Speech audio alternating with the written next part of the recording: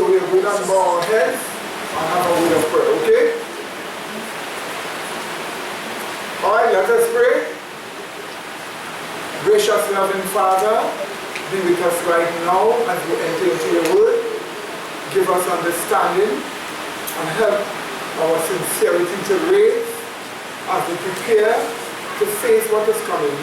In Jesus' holy name we pray with thanksgiving and thanksgiving. Amen. Amen.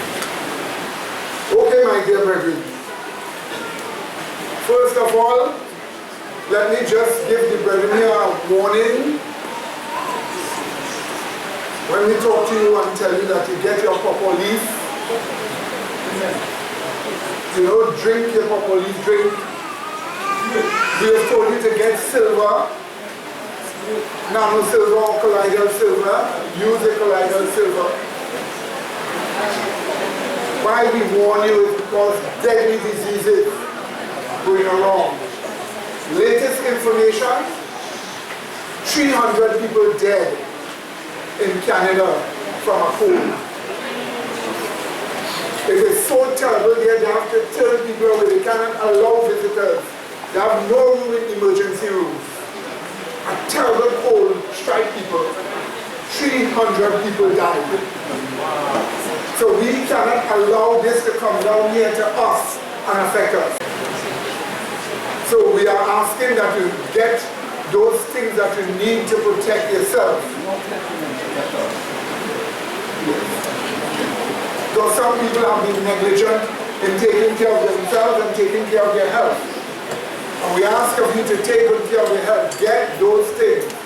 Remember, over 300 people have died already through a cold. A strange new cold that is going around. And not just only that, it's going to rise. And once it is a virus, it's going to reach down here. And you want to be sure that you have means to protect yourself, okay? And protect yourself at the beginning. So,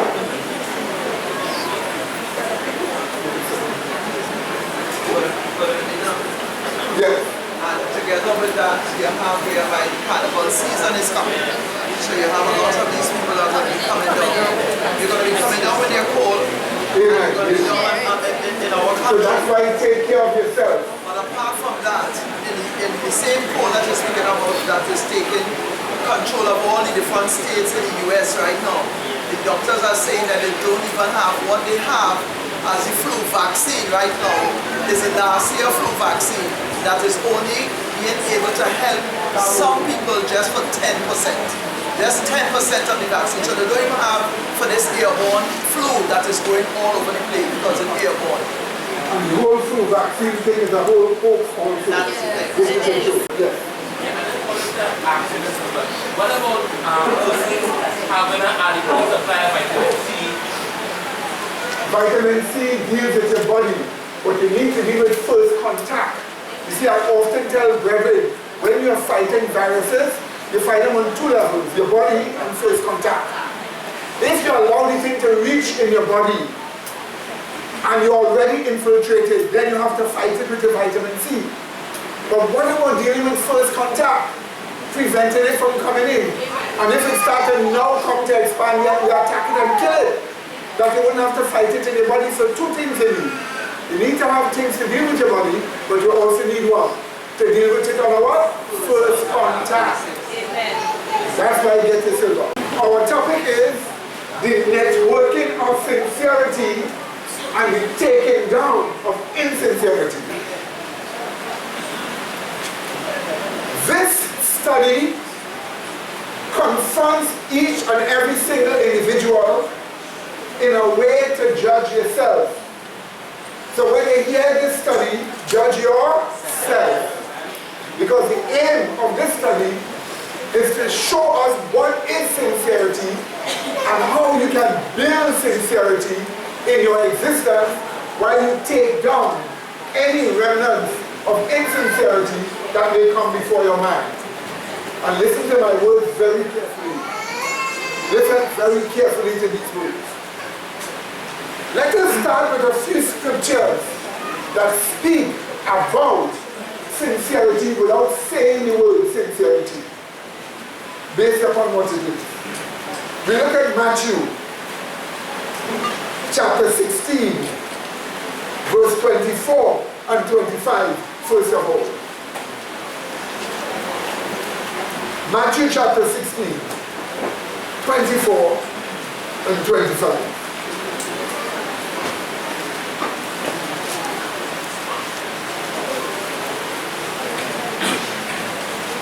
Is it found? Let's read. Then Jesus said unto his disciples, if any man will come after me, let him what? Deny himself and do what? Take up his cross and what? Follow me. For whosoever will what? Save his life shall what? Lose it. And whosoever shall what? Lose his life for what? My sake shall what? Find it. Let me just quote one little piece here.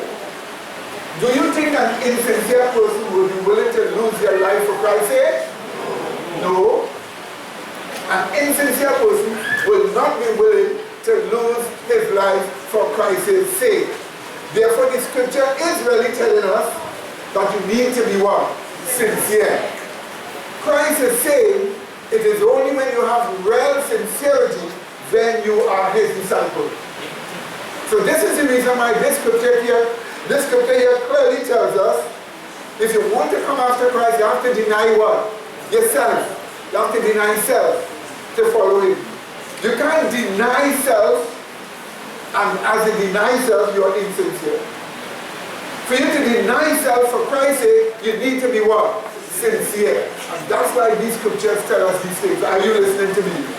And this is the reason why every person here has to judge himself. Do you really, really want to be a true Christian? Do you really, truly in your heart want to be a true Christian? Amen. Are you sincere? If you are sincere, then we will proceed where you can show what the Bible shows about sincerity and how it shows about networking sincerity in man and how it shows to take down insincerity. We have made charts here to make it simple for everybody, that everybody can understand. Look at Matthew chapter 6 again. Matthew chapter 6 this time. We look at verse 24. Verse 24.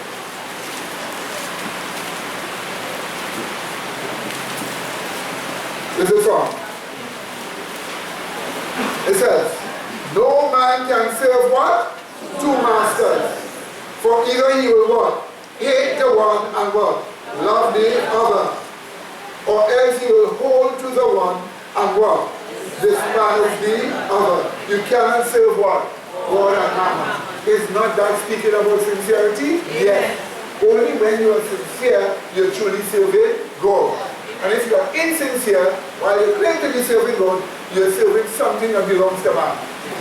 Something from man. So again, this is another example of the Bible speaking about sincerity without using the word sincerity. Let's just look at one more example right here in this same chapter. Look at verse 22. It tells us, verse 22, the light of the body is the eye. If therefore thine eye be what? Single, the whole body shall be what? Full of light. A single eye is a person truly sincere. If you're insincere, your eye is not what? Single. Is that understood, my dear brother? Alright, so I just give you those few. There are more, but we just stop there for the while. Now, one asks themselves, what is sincerity? What definition can we get of sincerity that helps us to understand what we are talking about? Now, why I'm talking about this is because the problem is backsliding. The problem with what you call being Laodicean. All those problems of being lukewarm, all those problems are rooted in insincerity. If you want to be a better church, if you want to prepare for the end, if you want to be honest before God, you need sincerity. So the talk here is to encourage each and every one of us to be sincere, but to understand the process of how it happens. The first thing we need to do is to get a proper definition of sincere. Let me give you the dictionary definition first of all. In Wordsworth Concise English Dictionary, it tells us, sincere, pure, unmixed, unadulterated, unframed, genuine, free from pretense, the same in reality as in appearance. The same in reality as in appearance. Now that is the best they can do. And they're giving us a broad idea of sincerity. So we needed one that is more closer to the Bible. And let us read what we have here written and pay careful attention to what you're reading. Let your mind expand as you get a proper definition of sincerity. Now look at the board here. We are told sincerity is an honest commitment to a cause. You see, sincerity always deals with committing yourself to a cause. If you're not committed to anything, you don't have to be sincere. So sincerity always deals with committing yourself to a cause. And that's why sincerity is an honest commitment to a cause so as to not allow any selfish distraction to cause one to mentally deny the pursuit of that cause. So you're pursuing a cause. And when you're pursuing a cause, things sometimes come before you to make you mentally deny the pursuing of that cause as a distraction. So when you do not allow that to happen, you do not allow the pursuing of that cause to be detracted from mentally. When you do not allow that, your mental state is identified as sincere. But it continues. It is genuine and unadulterated dedication and commitment to a cause, especially a divine cause. So if you have a mental state of commitment to a cause, you're really committed. You are identified as sincere. That's the reason why some people say they're going and follow Christ. And as they say they're going and follow Christ, and they start to go towards Christ, something comes up in their life. And that something takes away the commitment they made first to follow Christ. You must not allow anything to remove. And somebody wrote that sincerity is when the person is honest. Yes, you can be honest. But in your honesty, it literally causes dedication to a cause. So if you say, I will follow Jesus Christ, and you really mean it, you're honest to that. It means to say you have a cause that you are dedicated to.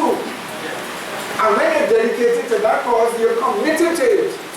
And you're not going to allow selfish distraction to cause you to mentally deny the pursuit of that cause. Because if that happens, you don't want to mentally deny pursuing that cause. You're not sincere anymore. Anything could take your mind on you. So, yes. I saw your definition there. It's a summary of the whole Pilgrim's Progress. Yes. For those who know about the book, The Pilgrim's Progress by John Bunyan. He says it is a summary of the whole Pilgrim's Progress. And I will tell you this, the test of Job, the whole book of Job, was a test of sincerity.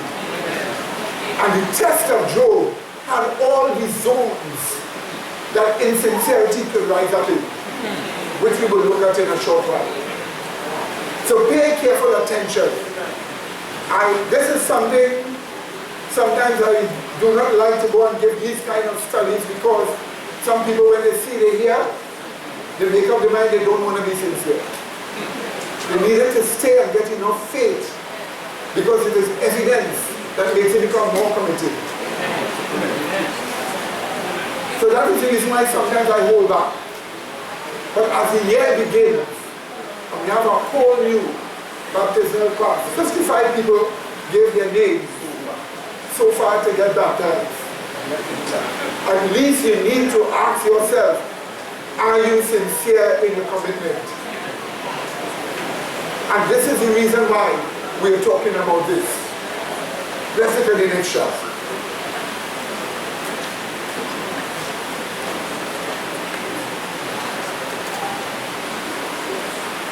You see, the emphasis of sincerity, you want to emphasize what is sincerity. You want the emphatic words when you're talking about sincerity.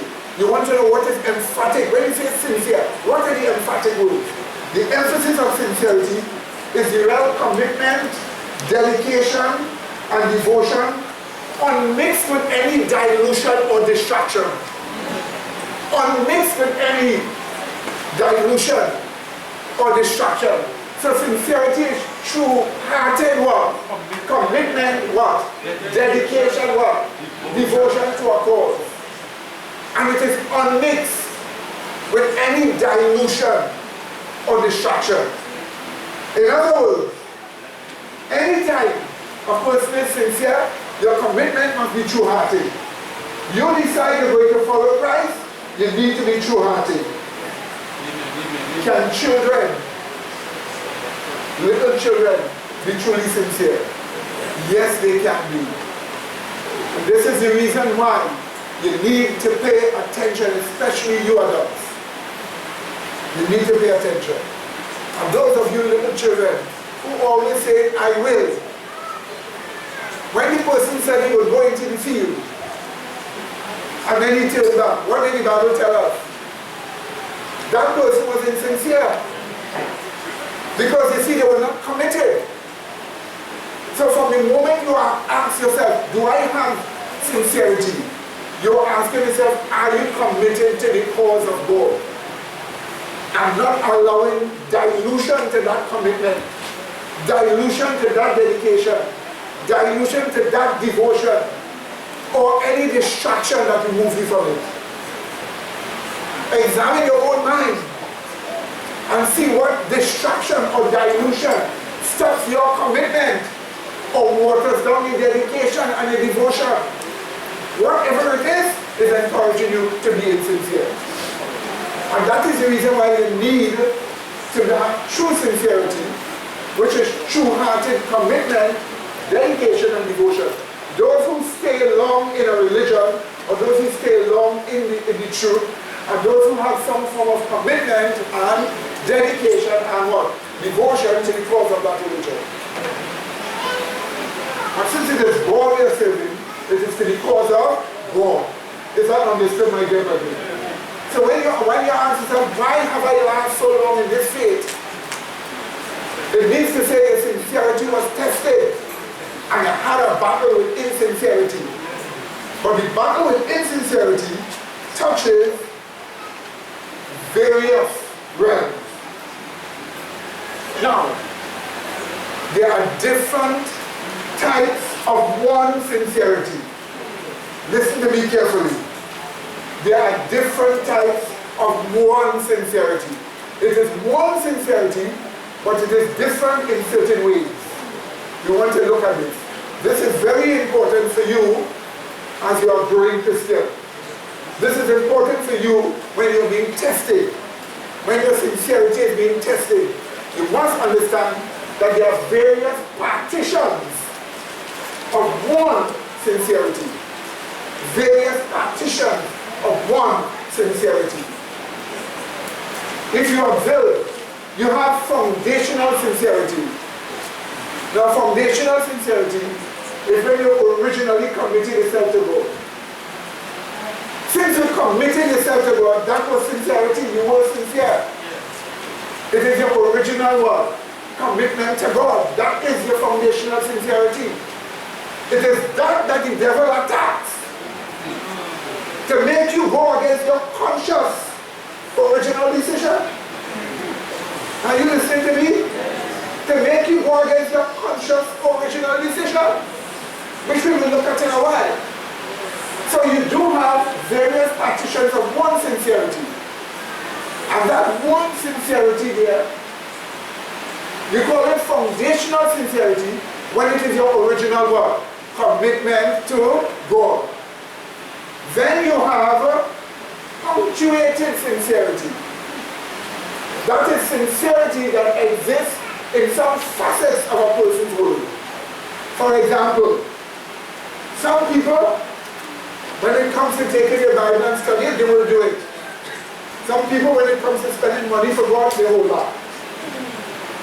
So while they have sincerity with regards to studying the Bible, it doesn't touch their money matters. Do you get that clear? It doesn't touch here. Or they will preach, they will say everything, but when it comes to show, you really need it. By spending the money for God, they will not do that. That person has what called punctuated sincerity. It exists in some facets of the person's world. Many people have that kind of sincerity.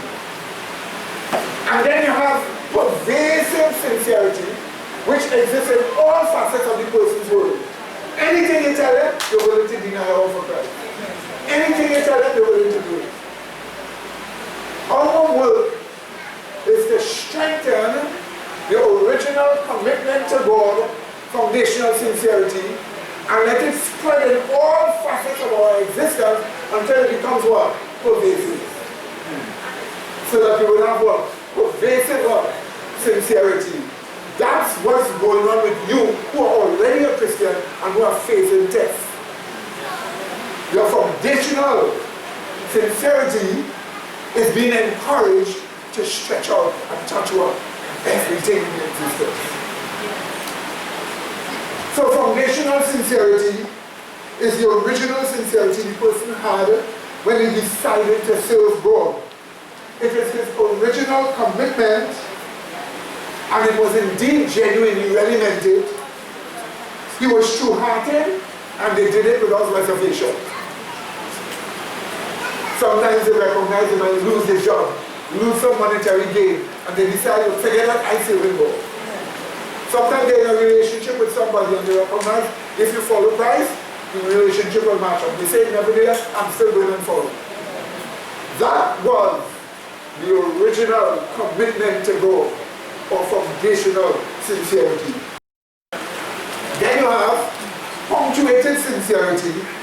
This is sincerity in particular realms of a person's world. The sincerity exists attached with certain zones or facets of the person's existence. So if it comes to preaching, they're willing. If it comes to studying, they're willing. But when it comes to certain things, they halt. So they have punctuated sincerity. And that's the reason why only when you face every single test,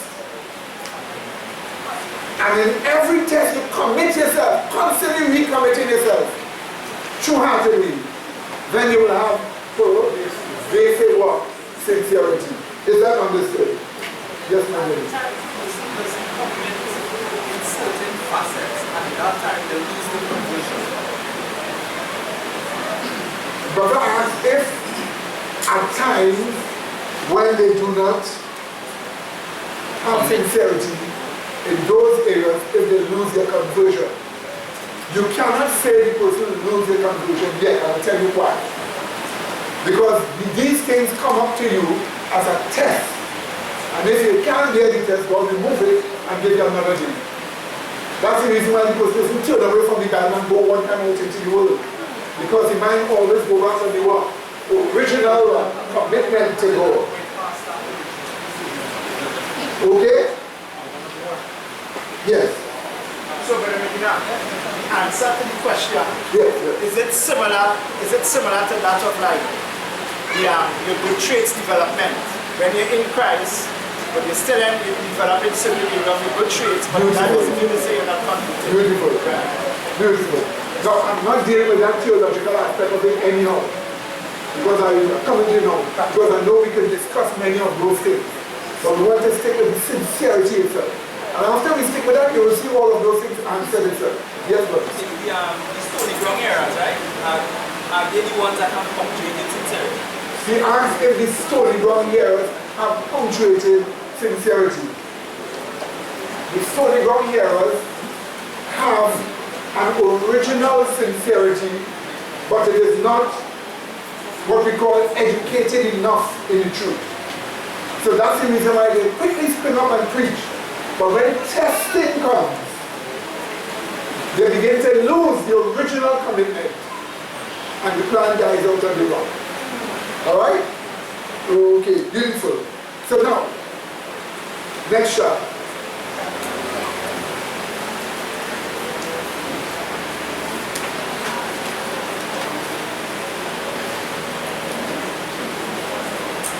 Let us turn to Job chapter 1. Job chapter 1. You completed sincerity in the ground, so when Christ was talking to his disciples, right? And he was telling them to follow him, and some of them said, Job 1. Master, I will follow you, but let me first go and do this. And then he tell them, where the dead buried the dead, follow me. Okay. And this one, he tell this one, you have to follow you, go back. Then no one thing he say that right to get them certain functions and certain things to show God. You see, look, I don't even have to tell you. You all are getting plenty scriptures that deal with what? Sincerity, without the word sincerity being in it. You see? You got it, right? We have some more, but I'm just doing some. Right. I also get a question as to how hope relates to sincerity. All that will be answered as we go on. But first of all, let us just deal with Job. Job chapter 1, 6 to 12. Watch what was facing Job. Watch what the issue of the book of Job was all about. Let's read from verse 6 to verse 12. Now there was a day when the sons of God came to present themselves before Yahweh, and Satan came also among them. And Satan came also among them.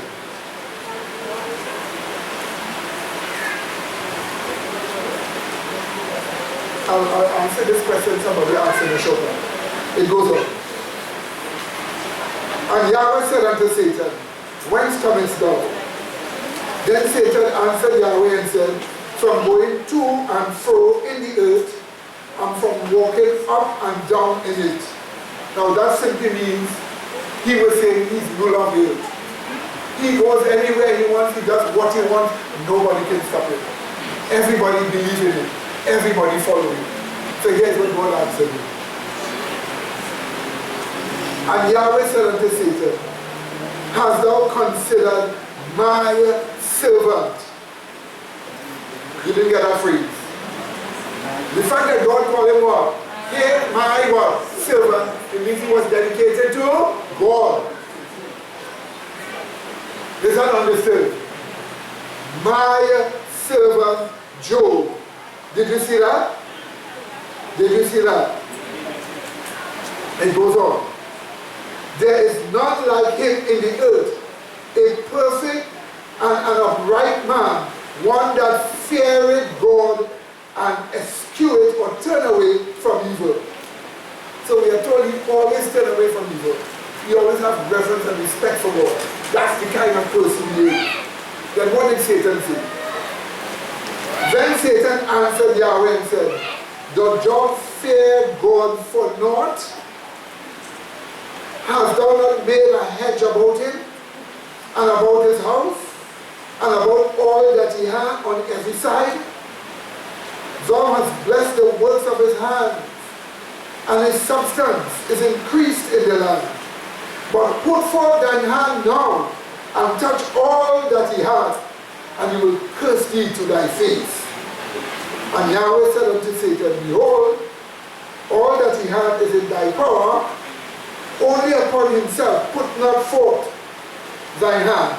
So Satan went forth from the presence of Yahweh. So did you catch that one? he is telling God, this person only serves you because you protect his property. But when it comes to money matters, when it comes to property, he will prove he wouldn't serve you. He will prove to be insincere. So you know what? God say, okay, do what you want to do with his property.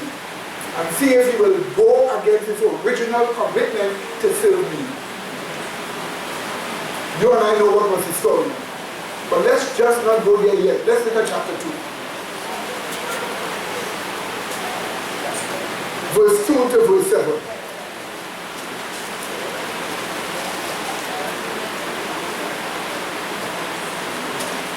Verse 2 to verse 7. Okay. It goes on. And Yahweh said unto Satan, from whence comest thou? And Satan answered Yahweh and said, from going to and fro in the earth, and from walking up and down in it.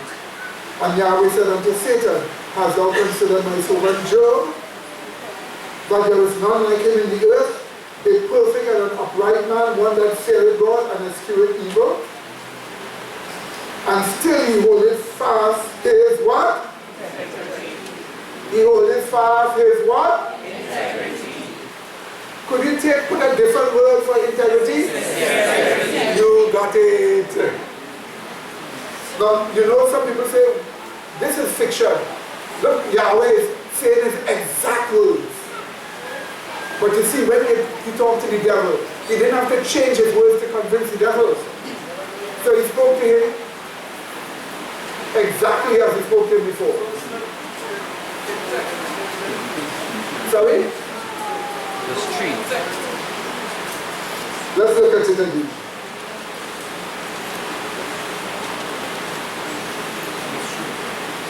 Let's look at it again.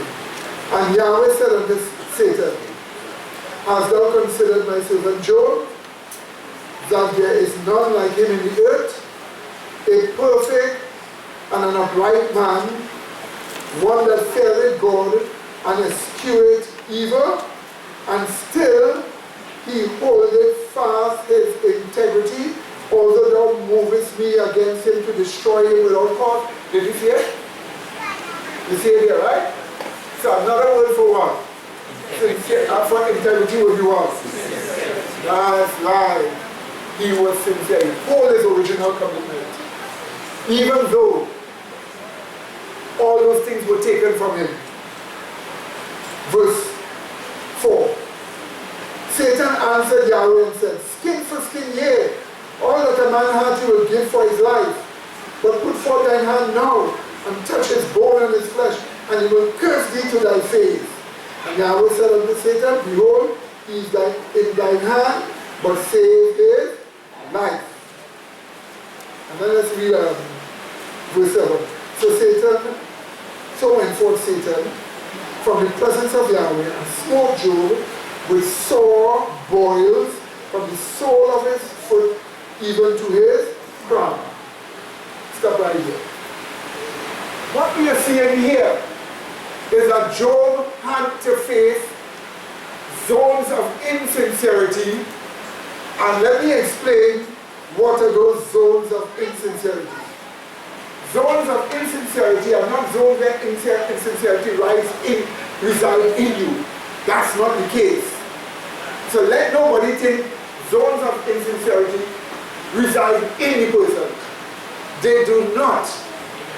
But zones of insincerity, there are various facets in the life of the Christian where evil angels bring temptations to the person to be insincere. Because over thousands of years, these facets have caused people to become insincere, so that Lucifer and his evil angels have these things marked out as zones to bring temptation upon a person to make them go against their original commitment.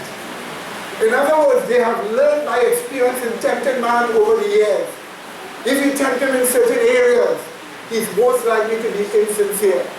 And these zones are zones that evil angels have mapped out in which insincerity can be permanent and reside.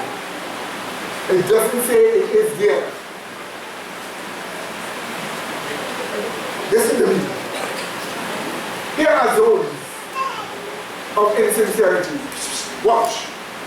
And start judging yourself. What did I just say? That's what this is for you to look at yourself, for all of us to look at ourselves. You have receiving advice from others. Some people, they don't like to receive advice. Because if they receive advice, they will have to change. And there are some things they don't want to change in.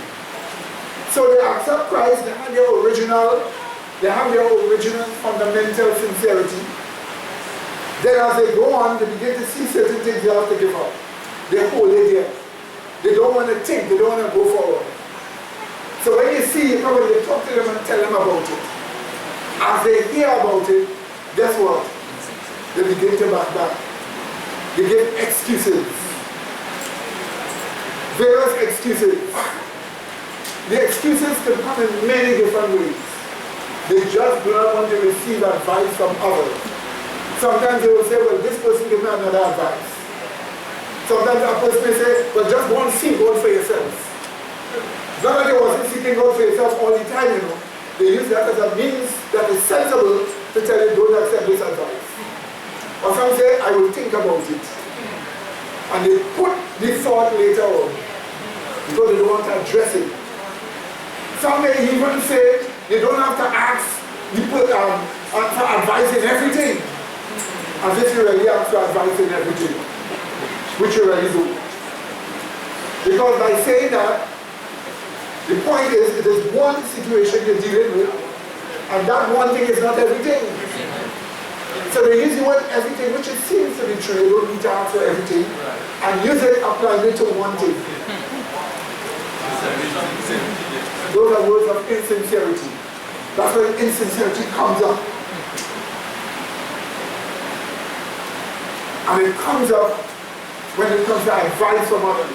I ask you the question, any one of you here, how much people did the devil send to give Job advice?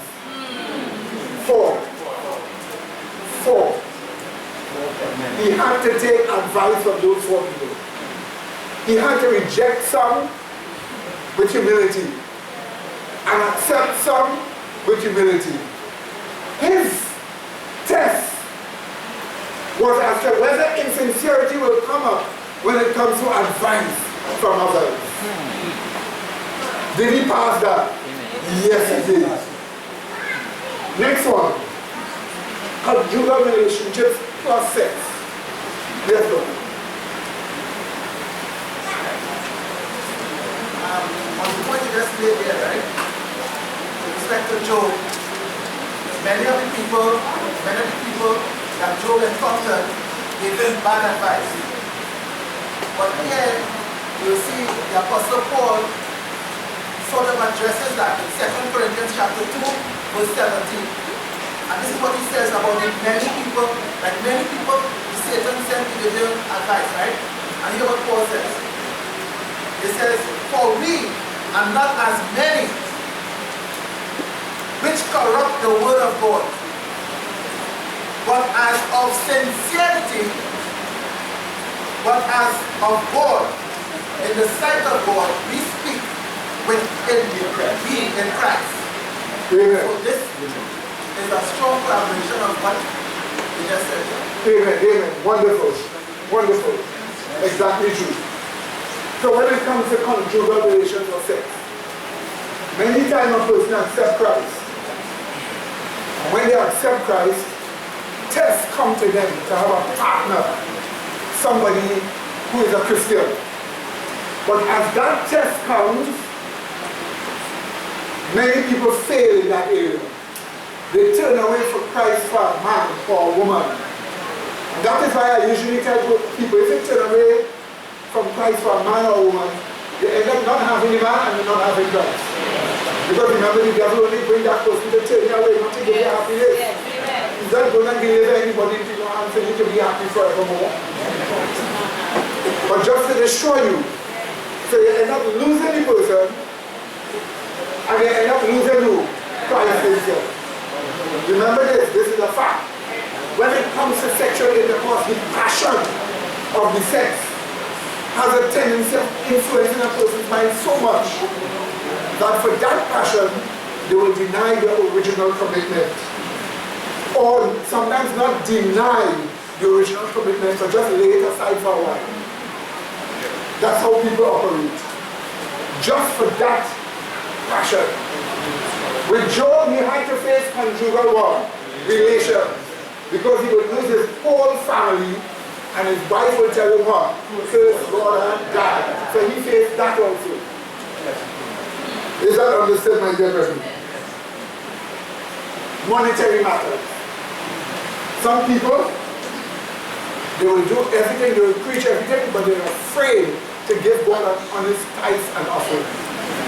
Why are they afraid to do that? Because they have committed themselves to God, yes, they really need it. But then when something comes before them at that time, about expenditure for the sake of God, they fail. Why do they fail?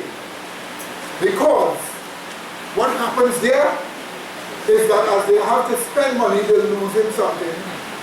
So the sincerity of the mind for God doesn't come up so much. They reason it out why they shouldn't give. That's what they did. Job faced that too, monetary matters. Did he not face that test? Yes, he faced that test. All the cattle and all the sheep that he had, but he was going to lose it for God or not. And he used it in those days. Sheep and cattle was the money.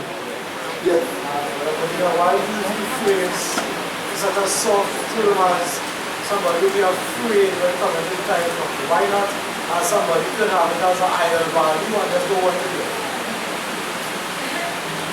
Yes, that is true. In this study, as we go forward, the reason why I say zones or facets, it is because if right now you are abiding in Christ and you are in the truth, you may have a problem with money. That is not in you presently now. What is in you now is about serving God. So that matter cannot be a sin that you're practicing. Remember, for it to be a sin, you have to get it in your mind, choose it, and practice it. So if you are in Christ now, that is not a sin yet until it comes up before you. So this is the reason why I said before, you have to understand these zones. All these don't come to you one at the same time. They come at different times. A person may be serving God now. A young girl is serving God now. And she really means it. But she may have a weakness for men. That weakness is not a practice weakness. She's not abiding in that fault, so she's not in sin. Or he is not in sin. But the time will come when you'll have to face it. And when you face it, you'll have to judge your original what? Commitment to God with breaking it for this. So you're dealing with things that exist in different time periods of a person's existence. That's the point. That's why I was asking I should really go into this. But pay careful attention. Yes, ma'am, yes. That's why sometimes they say when people see it but they reject it. They see the original commitment, but then they reject it. That's right. Amen. So now we also have checks the property and life. Did Job face that? Yes. But did he continue to serve God? Yes. Some people, they follow in Christ. From the time some threat comes to their life for Christ, they run. From the time some threat comes to their life for serving God, they turn away. You can imagine how some people screw up their own judgment once their lives are threatened. When the bandit pulls his gun to come and kill you, is it that time that you go against your original commitment to God? Is that the time you begin to turn and say, well, some kind of thing or lie to get to save your life? You see, the point we're looking at here is that when I trust the property and life, that's also a test that comes to people with regards to sincerity. But you must remember, it doesn't exist every moment. It's when it comes before you. And each thing comes before you at a different time. Remember that. Remember that. Some people want to know how Mrs. White in her testimonies speaks so good of some people and then rebuke some people so strong. So you read the testimonies, is she rebuking or commending? She commends when the person is what? Abiding. And therefore they are sincere. And then when a situation comes up and insincerity comes to tell them to go against their commitment, and they go against it, that well, she attack what they're doing. That's how the testimonies are written. That's why sometimes when they see us praising up some person, next minute we rebuke it. You understand that? Yes. Do you understand that? Yes. That's why sometimes we commend you, great, yes, so and so and so. Then the next time we have to correct you. Is that understood? But let another person think that means I'm lost. No. Everybody must face one or two or three of these zones that could encourage insincerity to be very strong. And because evil angels know that they have caused people to fall with regards to this, they usually map you out for it. They map out me with different things. They map out you with different things. They take things into consideration. If you have no sexual appetite, if you're not interested in women, please bring money with that person. And if money doesn't mean a thing to you, bring checks to them. And if that, they're not good, give them advice about certain things. They choose what they want to deal with you because they know you. That's the reason why in dealing with sincerity, you must know yourself. Amen. Know the places that you are weak in. Know the places that you could probably get into trouble with. Amen? Amen. Know the places you could get into trouble with. And when you know the places you can get into trouble with, deal with it. What do you say? Amen. Amen? Not only knock out insincerity, but network sincerity, and you'll see why networking a while. Why networking a while? Because everybody here in this church and in the world have to network sincerity when you come to Christ. You have to do that. You have to make sincerity touch sincerity in different realms or facets of the world. You have to do it. Because you need to get pervasive sincerity. And that is a networked sincerity. Now pay attention to what we're talking about here.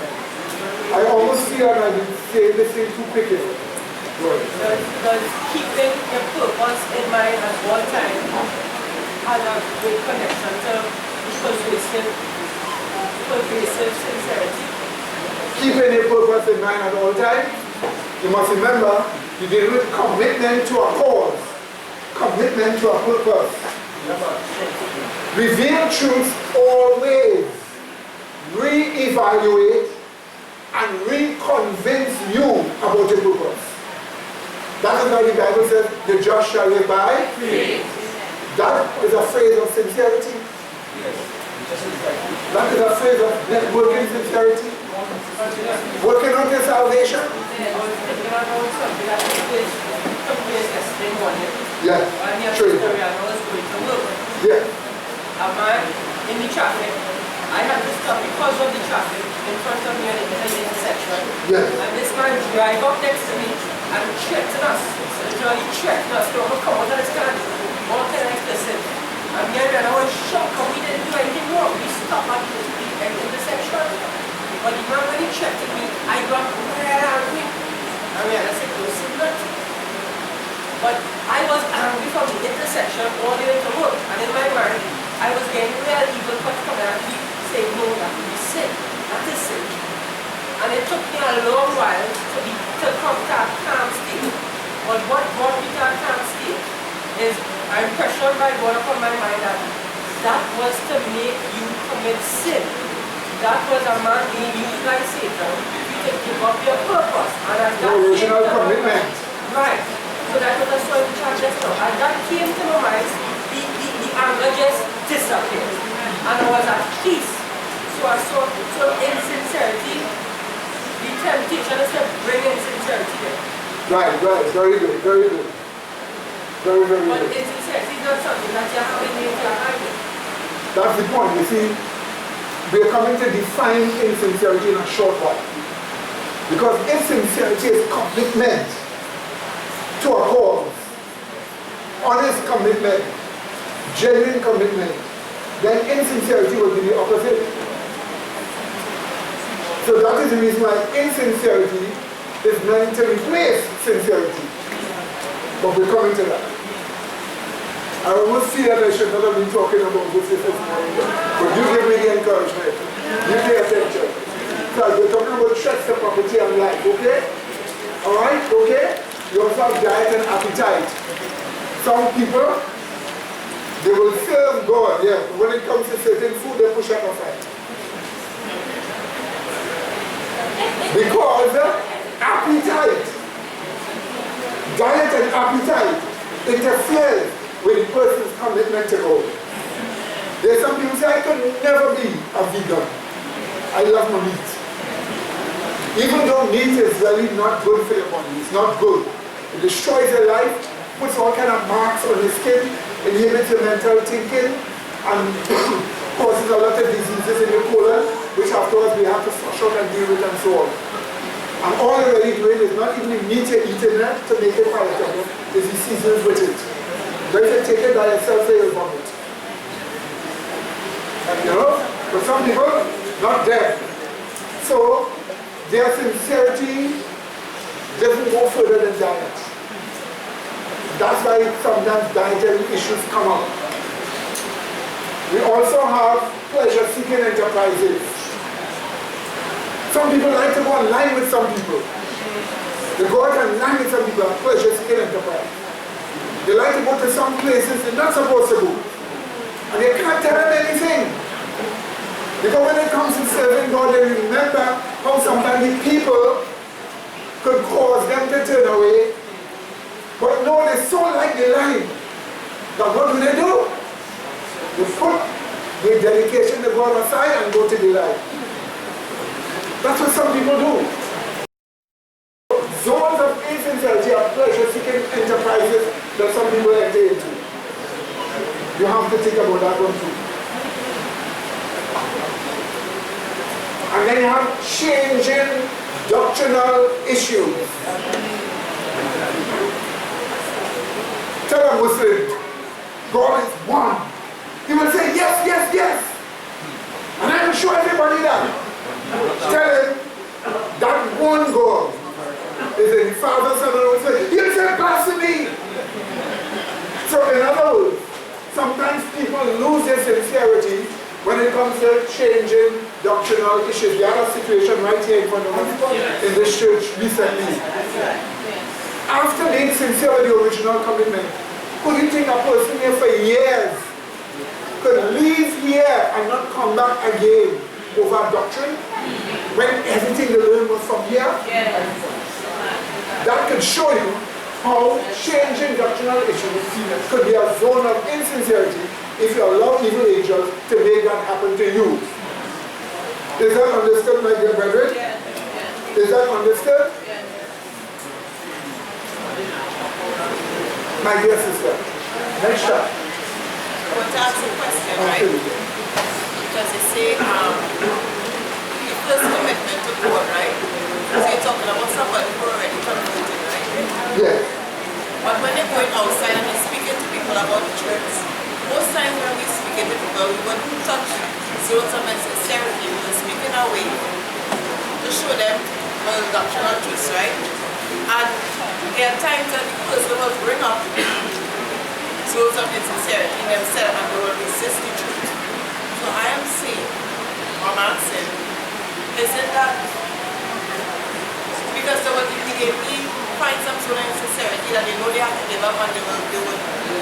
is the truth. But would they get a chance to reach that level of commitment by the grace of God? They always get a chance in many different ways. But some people ruin themselves when they speak to them over and over again. That's why as a wise person, you should know how long and how much you talk to a person. Now if you talk to a person about a particular thing over and over and over again, they don't have sufficient faith to face it. They could resist and ruin themselves over that. That's why you in wisdom should know when to talk and when not to talk. When to point to something and when to pull it. Amen? Amen? Amen. So now let's look at Insincerity, brother. That's one of you. Alright, let me say this. Concerning the chart that you had before, when I looked at it, I kind of also saw it based upon what happened with Job. But what about people's image of themselves in terms of how sometimes people view themselves? I can't wear this today. I don't come here looking so I go to church and all these kind of different things. Isn't that an issue where insincerity will come up as well? The image of that they have of the person themselves? So that, you see, that is not one, you know, why? Because that abides with you all the time. The image of yourself doesn't go away. It is always there in front of you. Whether you're at work, whether you're at home, wherever you're working. So if that is the case, that means you're totally unconverted. So it doesn't touch things like that. The image of yourself. It doesn't touch things like that. Because whatever image you have, it will be false. Other than the others. Yes. Somebody, the Holy Spirit is show you what to say. You'll be able to bypass some of these zones of insincerity to the person. When you're talking to a person, the Holy Spirit does show you indeed what to say. Sometimes you have to bypass those areas where the person could become insincere. And sometimes you have to deal with it. The Holy Spirit alone can show you at the right time that the person will see and know exactly what it is.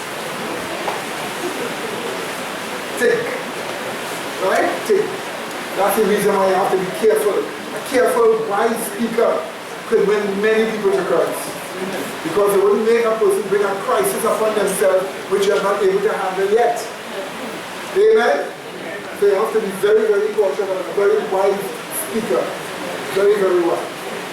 Now let's look at the word insincerity here. Let's look at that. Yes, my dear.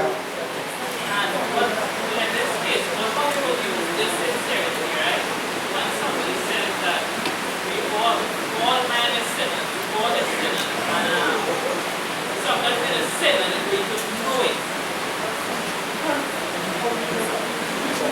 Go back to the next shot. Watch this. All men is sinners, sometimes they are sinners, they don't even know it. Doctrinal issues.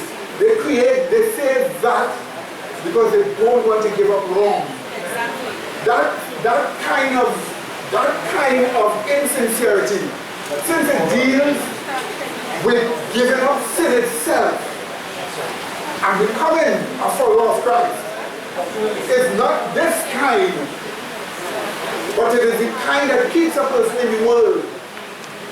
Because when a person is in the world, they're doing wrong, and you come and talk to them, and they tell you, well, you're sinning and you don't even know it. So we can, in other words, leave me where I am. You don't want to change. You don't want confusion. That's what they're saying. So that is something different. That is the insincerity that the world has. Right? But I'm not dealing with that here in this stuff. Because they're dealing with people already converted. Right? That's why I watch. The networking of sincerity. You can only network sincerity if you're converted. And the taking down of insincerity. Any place where you have what you call an experience of insincerity, you could take it down. True sincerity. So we deal with people converted, not the person outside. Now if you come to a Laodicea, that is a person going to the traditional Adventist organization. And you tell them about being sincere. You say, oh, nobody can become sin-free. We only work on sin when Christ comes. That person has a name Seventh-day Adventist, but they are unconverted. That's why the Bible describes them as Christ is outside of the door, knocking and asking to come where? In. So if Christ is not in, you're not converted. Because Christ in you, the hope of what? Glory. That's right. That's why you watch these things, right? So why is that here? Half-hearted Christians are worse than infidels, for their deceptive words and non-committal position lead many astray. Non-committal position lead many astray. Because they're half-hearted, they're not true-hearted. The infidel shows their colors. The lukewarm Christian deceives both parties. He is neither a good Goliath nor a good Christian. Satan uses him to do a work that no one else can do. Amen. So when you have to call out, this thing is being used by the devil. Alright? Go back now to our next time. The ones in the page. Letters 44, 1903. Right, letters 40, letter 44, 1903. Yes. Okay, now let's look at this. Now you see, this is the reason why I was in two minds of giving this study, because there are so many different aspects. I am just touching one. That one that the sister put there with Sister White, that's another whole thing to touch. Because that one deals with Laodiceanism and the issues of conversion. But I'm dealing with something with regards to Christianity, within Christianity. Because this is for you to build yourself. Okay? And judge yourself. Watch this now. Insincerity is an experience in itself that tempts a person to temporarily abandon his honest commitment to the cause of God. We're dealing with Christianity, right? Not the one in the world. Right? In other words, it is an experience in itself that tempts the person to temporarily abandon, notice the underlying words, temporarily abandon his honest commitment to the cause of God. That's the reason why when he abandoned it and he go on the road, he had to come in and say, Lord, I'm sorry, and recommit himself. Because in his own mind, he knew it was a temporary abandonment. He knew he didn't say, I'm not going to serve God anymore. He knew he was going to reach a stage where he had to come back and confess and ask God to forgive him and restore him. And this is the reason why insincerity, we're looking at it within the realms of Christianity. There's an experience in itself that tempts the person to temporarily abandon his honest commitment to the cause of God. It means that a person has self-induced bouts. Watch the phrase. Self-induced bouts of disintegrity. A word I try to create. What's more? There are bouts of the rest punctuated behavior. Yeah, like a bout of sickness or a bout of anger. Different periods. Alright? So that's why I call it. He temporarily abandoned his honest commitment to the cause of God. It means that the person has self-induced bouts of disintegrity or undedication, another word I make up, to a former commitment to serve God. It goes against a dedicated commitment to serve God. So let's look at this scenario. You dedicated yourself to serve God. Then you tell yourself, you know what? I'm going to do this wrong. Then you go back to serve God again. Then I'm going to do this wrong. Then you go back to serve God again. But each time you go back, you really mean it. Because I can learn your lesson each wrong. So you have insincerity come up here. And the insincerity affect the commitment to God. Because you break the commitment and go and do certain wrong. The wrong may be for 1 hour or 1 day or half an hour. We cannot judge the time. Are you listening to me? Now, to help yourself, I see you now, I'm coming to you now. To help yourself, okay, right, coming to you now. To help yourself, judge yourself. Know in your own hand, when for half an hour, you know you was going to do wrong, and you put aside serving God because you wanted that wrong. And after you do the wrong, you repent and you went back to God, but you really meant it. That's what we're talking about here. doing any wrong is the sin there, or having the experience. Where do you draw the line? So here you show the experience is leading to something. The moment you deny God for the wrong, you have sinned already. So that's how you do wrong. Well, no, the word is, watch it. Let me read it again. Don't think about the experience as a completing by itself. Watch it again. Insincerity is an experience in itself. What is the experience? That tempts the person to temporarily abandon his honest commitment. Right? To the cause of God. So watch me. Cause of God, serving God. Money, women, men, sex, some kind of a thing, property. For half an hour, they decide to gratify themselves under the throw God aside. When they throw him aside now, it is your original commitment to God that you put aside. Your original commitment to God that you put aside. The fundamental commitment. And then you go and you do the wrong. Then afterwards you come now and you say, Lord, forgive me, because you see you're wrong. You feel empty, you feel naked, you feel bad. You see you're wrong, so you say, Lord, forgive me for this wrong. And you rededicate yourself. So your original commitment, you take it back. And you go following. Alright? This may happen at various periods of time in your existence. You see, you're not to say that that person is lost to God forever. Because you have many knowledge planted in your mind that you can work on. It's not like if you're now bringing a person to serve Christ. You're bringing a person who fell by a wrong. But to fall and do that wrong, they had to abandon their first commitment to God, which they knew when they faced the wrong. They knew what it means. They can't have the person going and do something and say, well, I do not know that that is wrong.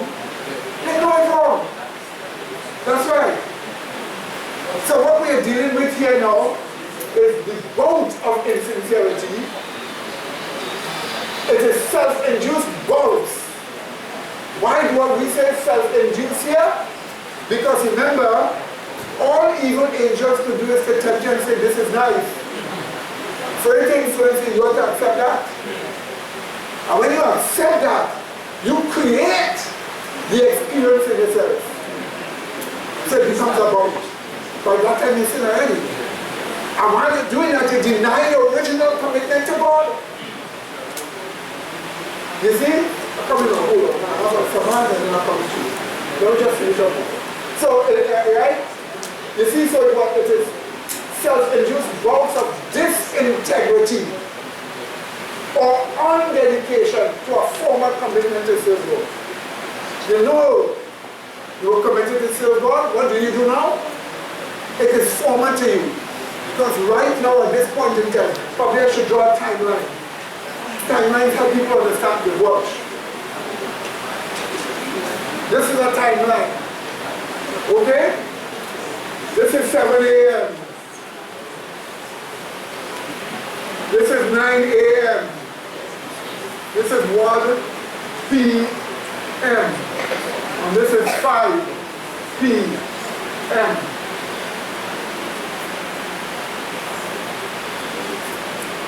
Okay?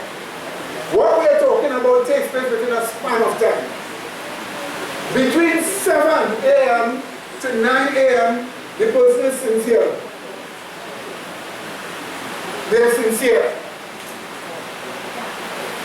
They are living up to their original commitment. 9 a.m., a temptation comes to them. When the temptation comes to them at 9 a.m., they have to think about their commitment to God, whether they will follow or not. So what do? They abandon their commitment now.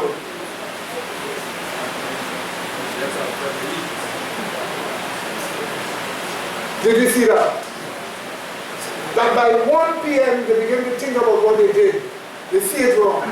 They repent and take back of their original work, commitment, so they come back home. You know what? You're going to have to go over this particular temptation over and over and over again until you learn to reject it by keeping your word, sincerity or your commitment to God. Do you get that way? Yes. So it's very sure you don't have the two held together at the same time. Each is a different period of time. Because there is no righteous, sinning person. You get the idea? Right? Now take the hands in of this father. Come into you. Let me just finish it. Okay. Let me start with the hand. In the back with you. I want to create a scenario to really understand insincerity, right? So here is the scenario. I'm going to sin, but I'm going to sin 2 days after hearing the experience of knowledge. So let me say, hold on, you're going to? I'm going to sin. I plan to sin. But I'm thinking about the scenario now, and I'm going to do the experience next 2 days. So I make up my mind, I'm going to do it now, but it's going to happen 2 days from now. Alright, so while you're thinking, your sincerity, your commitment to God is constantly coming before your mind. Yes. And a test to be not committed. So it's going to happen 2 days from now. So by the time you go to do the wrong, you already give up your commitment. So You're already insincere.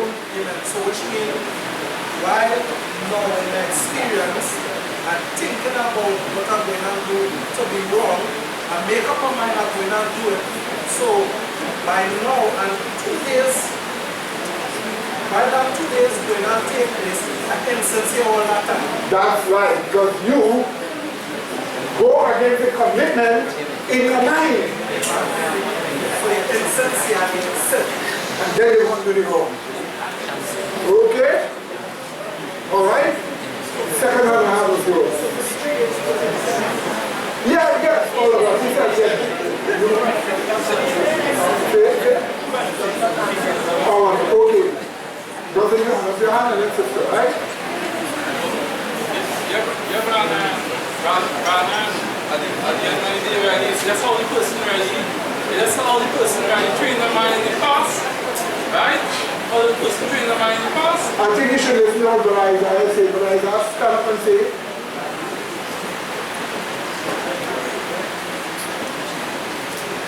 this is after I talked to brother after about this right? I can't have some point to talk about. Right, well, basically what is happening is how you're really training your mind in the past, right? In the present, right? But you're not in sin, right? You're converted. So what will happen on occasions, you just see angels come and throw woman, man, car, door, house, whatever, wherever it is you have upon the board. And what will happen, if it is, when they come to you, right, and you see this thing as being appealing to you, what it is you're supposed to do in this scenario? Are you supposed to say, well, here what? I know the thing wrong, so I'll just choose to practice faith, choose to accept failure as which I hope for success. No. But what it is you're supposed to do, right, is to really watch it for what it is. Yes, it's wrong, I know I like that, but I ain't doing it. And what about your commitment to God? No, that will do now. So then it is you have to go back to the first love experience. When it is the first come to truth, I will call those particular truths. The first love experience you go with. And so that is the beginning of it. So that's from the time when you start, tell when I reach now. When I reach to the point. What did you do to have the first love experience? What is it that I have to do to have the first love experience? See if it is that. Decision to serve more based on saying the pride. No, they didn't leave about that. Oh. Right? Must be accompanied with a statement of commitment. The state of commitment. So in other words, what will happen when you see the truth of the past salvation and the beauty of the law of God? You see that as being more intelligent than saying it has success in breaking the law of God. Because you don't have a set of experiences showing that that's not making any sense. So follow the law of God. Amen. Sister Denise, then I have this brother here and this sister here. Yeah, I would like to know when sincerity will come into the person where they come, for example, like Judas, you don't have a particular idea, concept about Christ, where it is not, it says, use your side, use the king, and you can work for it and set up his kingdom and so on, right? But you can't even have to track the time, right? So it's not like you go okay, 2 days and so on. So you have this idea and concept continually. You have point in time, but nothing says you are on the side or you are on there. You could explain where sincerity will come in like experience like that. Alright, hold on. Brother, for her question, go back. Go back for her question. Watch this now. James chapter 1. James chapter 1, verse 8.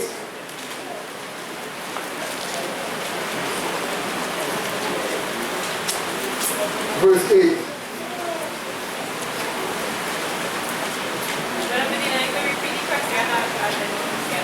As I give the answer, you will understand, right?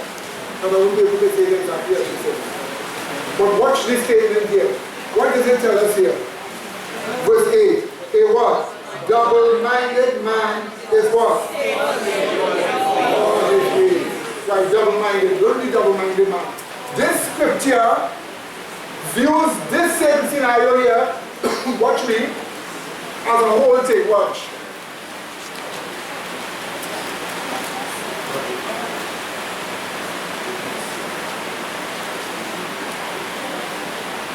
It means a mind switching from being what? Committed to being what? Uncommitted to be what? Committed to being what? Uncommitted. They call that mind double-minded. In Psalms 12:2, it says two minds. Look at Psalms 12:2.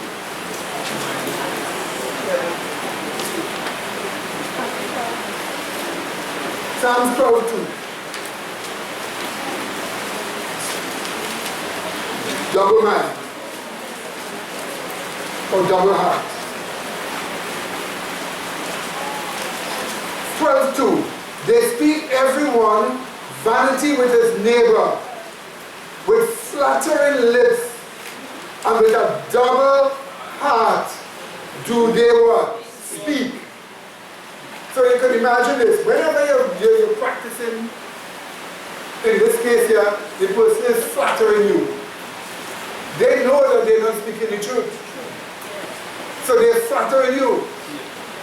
So they're sincere in part, knowing that you're not how they're saying you are. And they're insincere when they're telling you how nice you are. So this is called double-minded. Watch what is going on. The person's mind is moving from being what? Sincere to what? Insincere to what? Sincere back to what? Insincere. That's how they put it. They call it double-minded.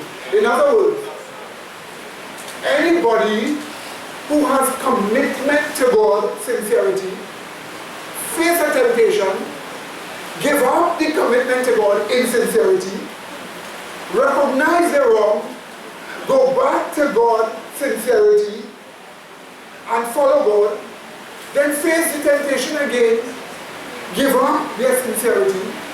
That is a double-minded person.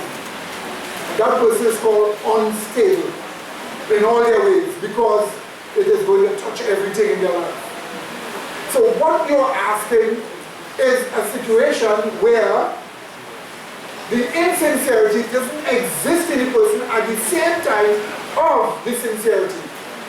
At one point in time they have the what? Sincerity, and the next time they are what? Insincere. They see they're wrong, they repent, they come back what? Sincere or rededicated or recommitted to God. All I am asking you is to look at yourself and you will see that that has happened to you sometimes.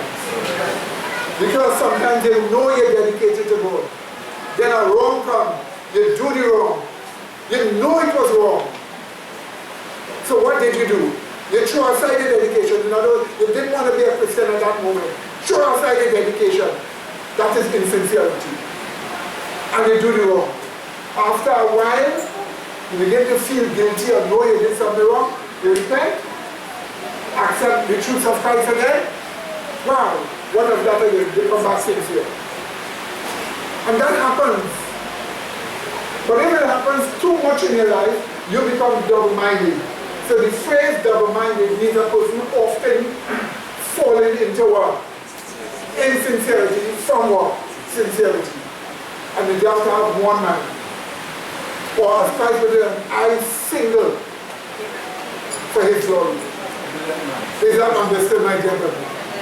So what you're doing here, you're being encouraged to test your own self to see when you're sincere and when you are insincere. When you are committed, say the same thing, or when you're uncommitted. I'm saying the same thing. So I saw two more hands again. One and then two. Before we go. Yes, sir. Just remember to that creating scenario, right? Where he identified that 2 days before he decides to commit some kind of immoral act, right? I would argue that even before the 2 days actually comes, where he actually goes into the act, he's still in sin because he's actually conspiring to commit the act. That's why you have to give up the sincerity first in your mind before you go and do the wrong thing to this meeting. Okay? Brother. I would say a double-minded mind is a mind with an idol. A double-minded mind is a mind with an idol. And most times when people are insincere, they always have a justification to go and do. It's not making doctrinal sense. But always remember this one thing. Every person has the idol. The question is, does the idol abide in his present consciousness, or it is in his memory bank? And when the situation comes up, that's when the idol comes up. So we are dealing with different time zones. If you have the idol in your mind also, you're not a Christian, but you're insincere. Alright? Yes, brother. Say something on when I'm listening to insincerity, being sure. Just call it a mistake. When a person's insincerity is being shown, they call it a mistake. That is a phrase from insincerity itself. If your insincerity is being shown, and they call it a mistake, all sins are mistakes, but why would you describe it that way? Why did you not say it's a wrong?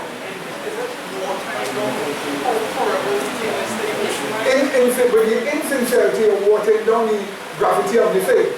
That's why you should say it's a wrong, it's a mistake. Alright, that is. Go ahead. Right. Say something on when a person constantly double-minded, right? 1 minute is sincere and then really insincere. It's something constant. Say something about that as it relates to, like when they're constantly double-minded and it doesn't affect or weaken when you make back that dedication to God as it relates to your first love, your first deal, it doesn't be as zealous as when it was firstly committed and that kind of thing. Does that affect that? Let us go on, because your question is answered very soon in our next shot cover. Let's go forward.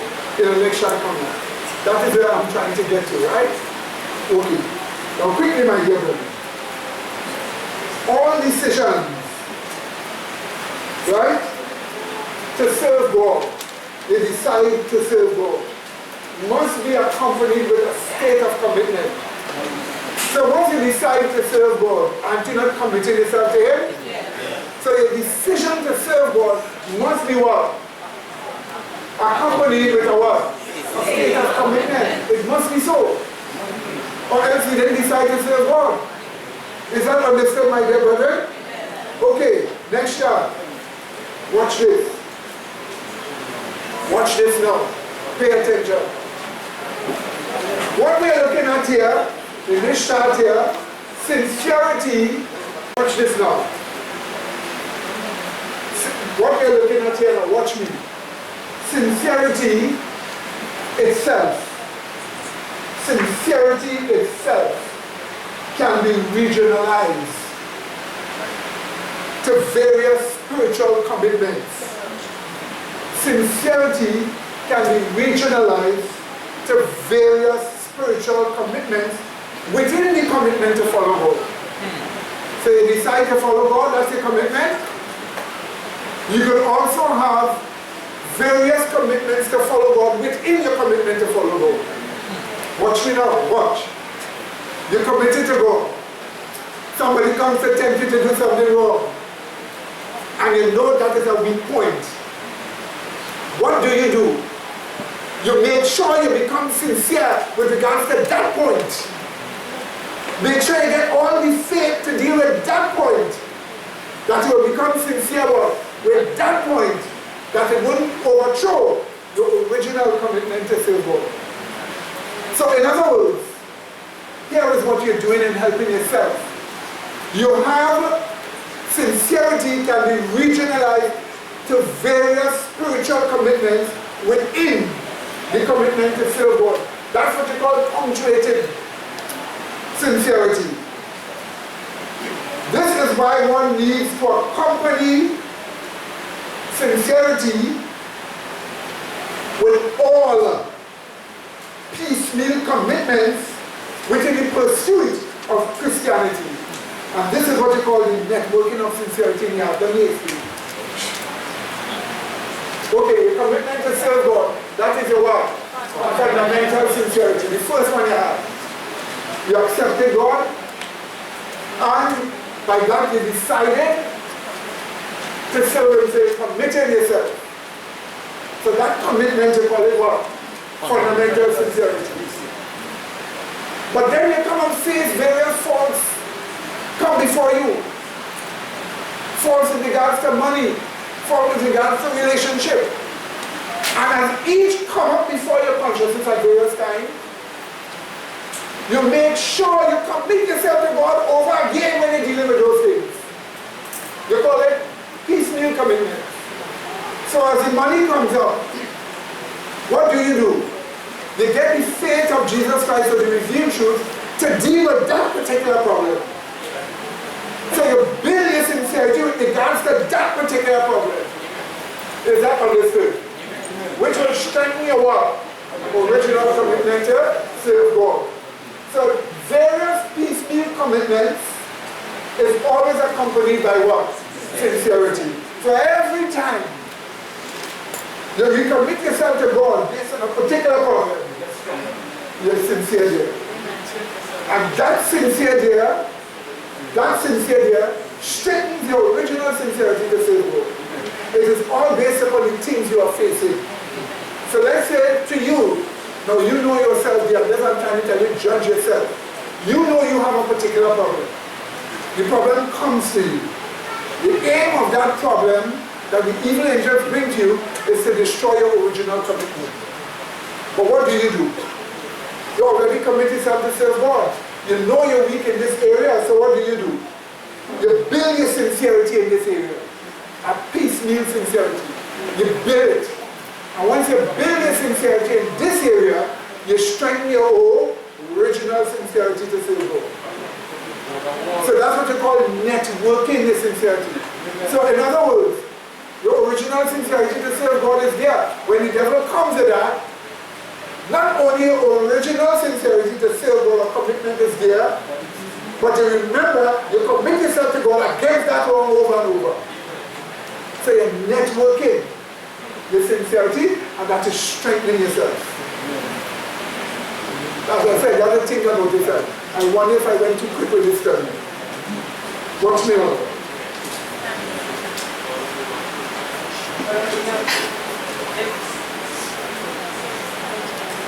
Yes. If somebody is sincere on a particular thing, like they ask someone, yes, they continue to live on that insincerity. It will eventually make them leave the faith.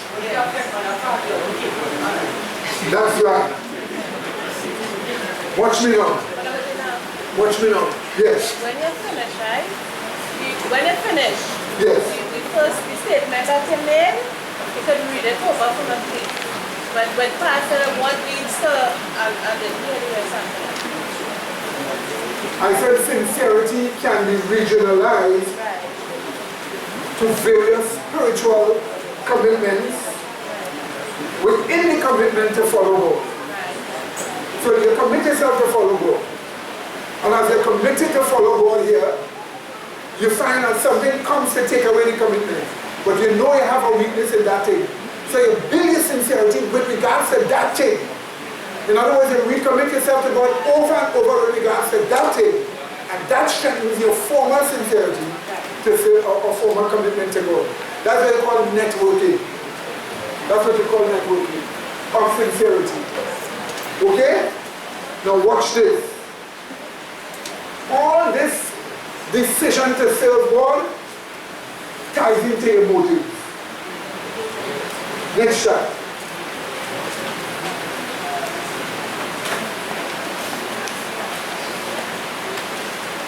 Watch this. This is important. And this is the reason why I said we're not going to study multiple motives yet.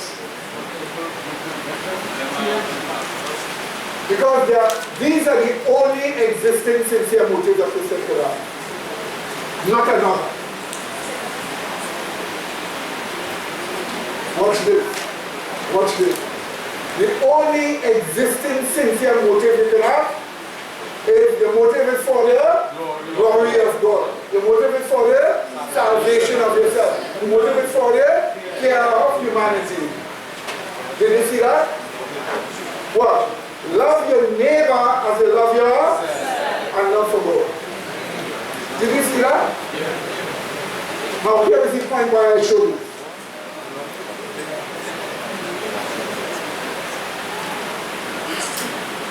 Right, one source which is God and truth.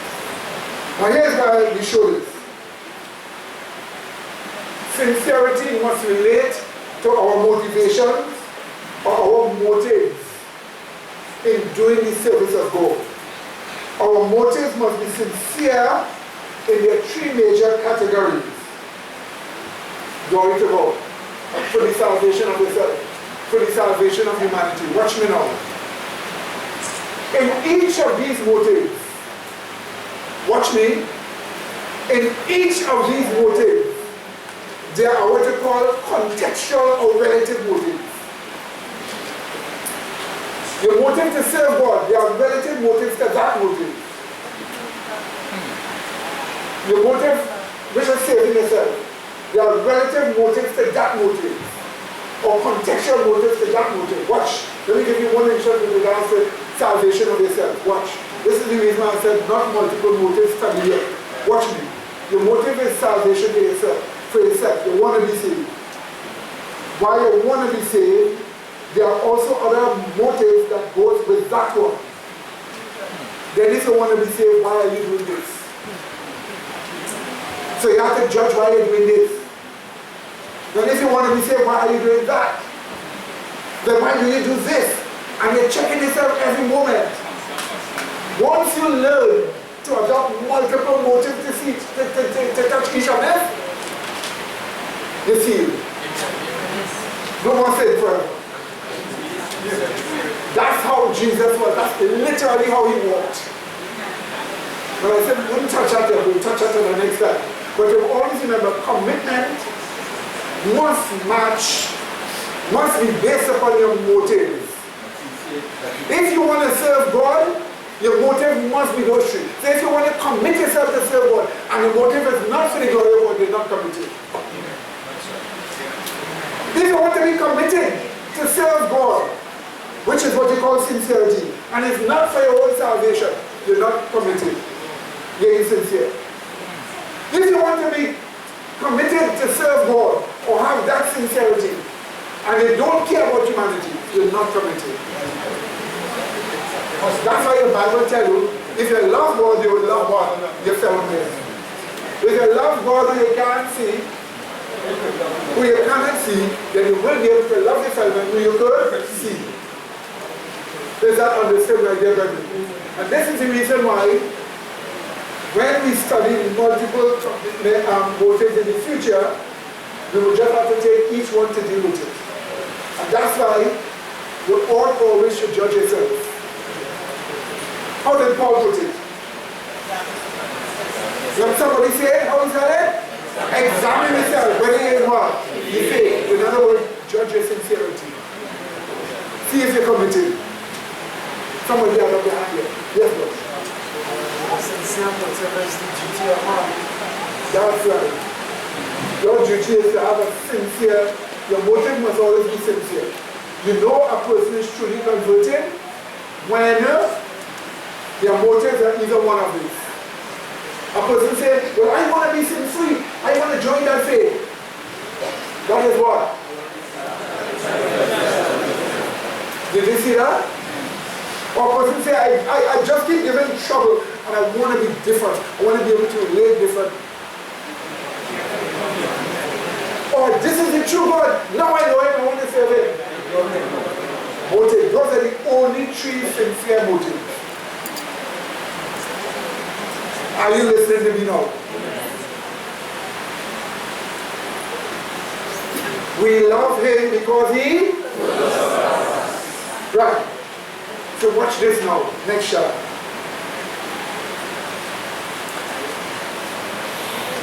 Let us look and see how we become sincere now with regards to all those things. Watch this.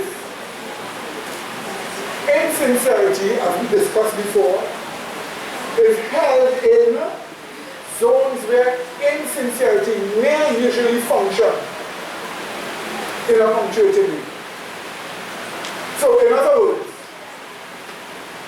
when it comes to money, when it comes to job, when it comes to women, when it comes to men, those various things, a person may be insincere in those various things.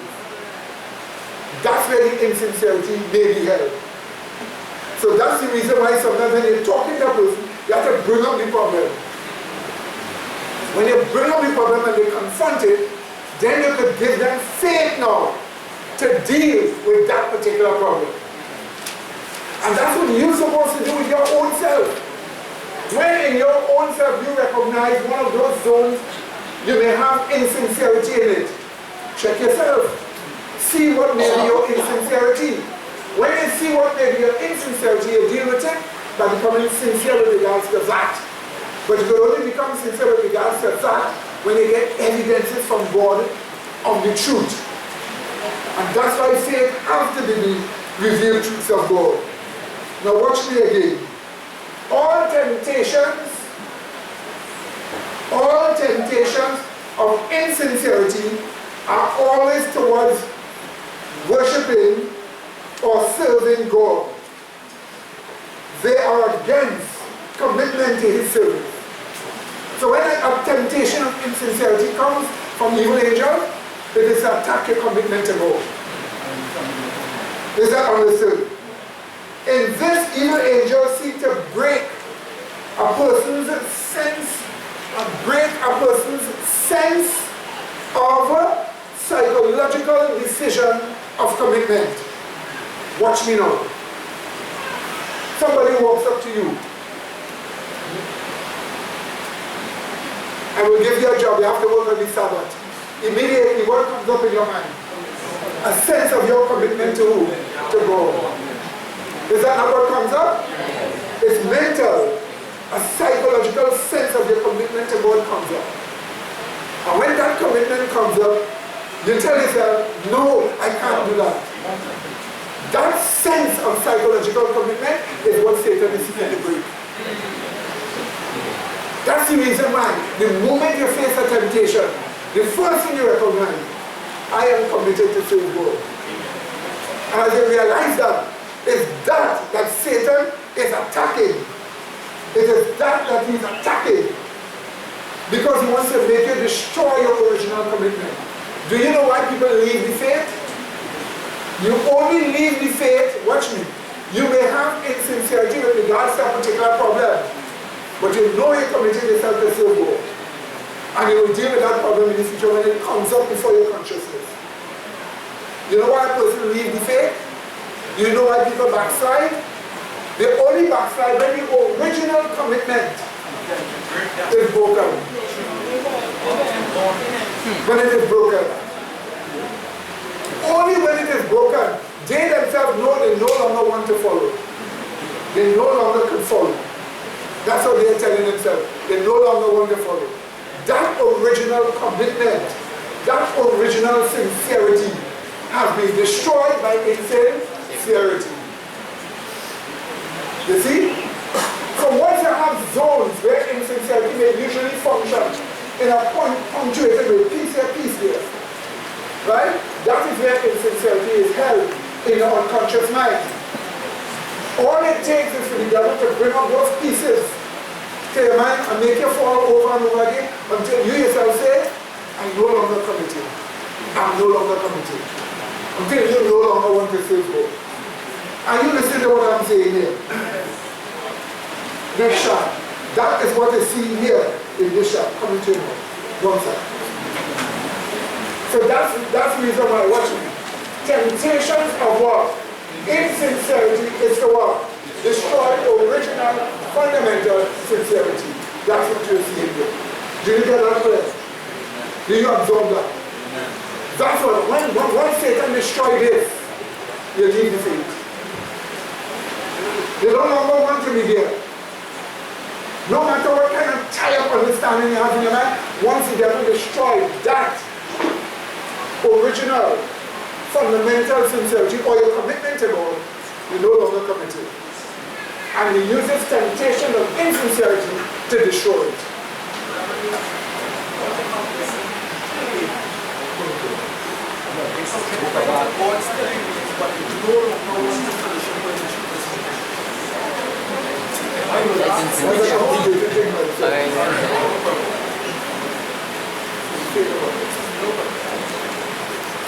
Sorry, yes.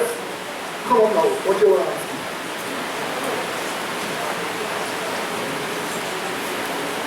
Yeah, but basically most of the time it's really Satan always breaking down what it is you originally choose to accept and you commit yourself towards which is the divine nature to follow God and to keep his commandment and love your fellow men. But at the same time, you want to replace that with his thoughts of vindictiveness, hatred, and animosity towards God, and a whole set of different things that don't relate to what actually happened. So in other words, you will start to see in Genesis chapter 3, verses 1 to 5, you will see that the serpent was right and God was wrong. And then you start to watch Genesis chapter 4, Cain and Abel. Cain was right in killing Abel, and God was wrong. You start to have a perverted idea of what the Bible actually trying to say. You'll be not fighting against the scripture or you'll be under possession. Is that, but to that point, how much you want to do, to that point, how much you choose to defy God in worldly pleasures and games.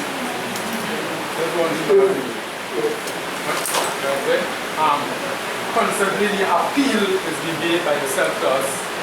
We need to be prepared, right? But we've seen some of the inner preparation here. Yes. Right? I'm asking now, the Bible speaks about great temptation that is supposed to try all the world. Try all men, yes. Right? So, in the face of a son-in-law, and this hasn't been perfectualized, what then? The various zones of insincerity. Remember, some of them is monetary matters. They won't be able to buy a one. So that comes before you. Remember, some is doctrinal matters, changing doctrine, Sabbath, Sunday issues.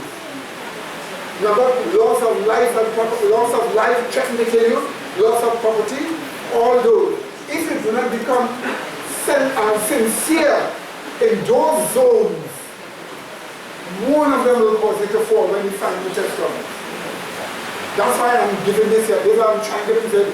I just decide that I will just go forward and try to present something with the brethren.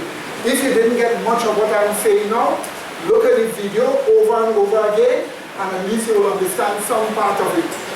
So let's just look at the last chart here. The last chart should be shorter. Yes, so the question was, you said that once the original sincerity is broken, the person will leave the faith in terms of like apostasy.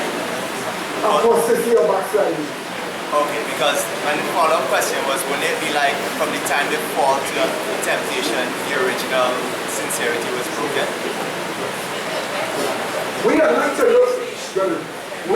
look at it more so as the person fall.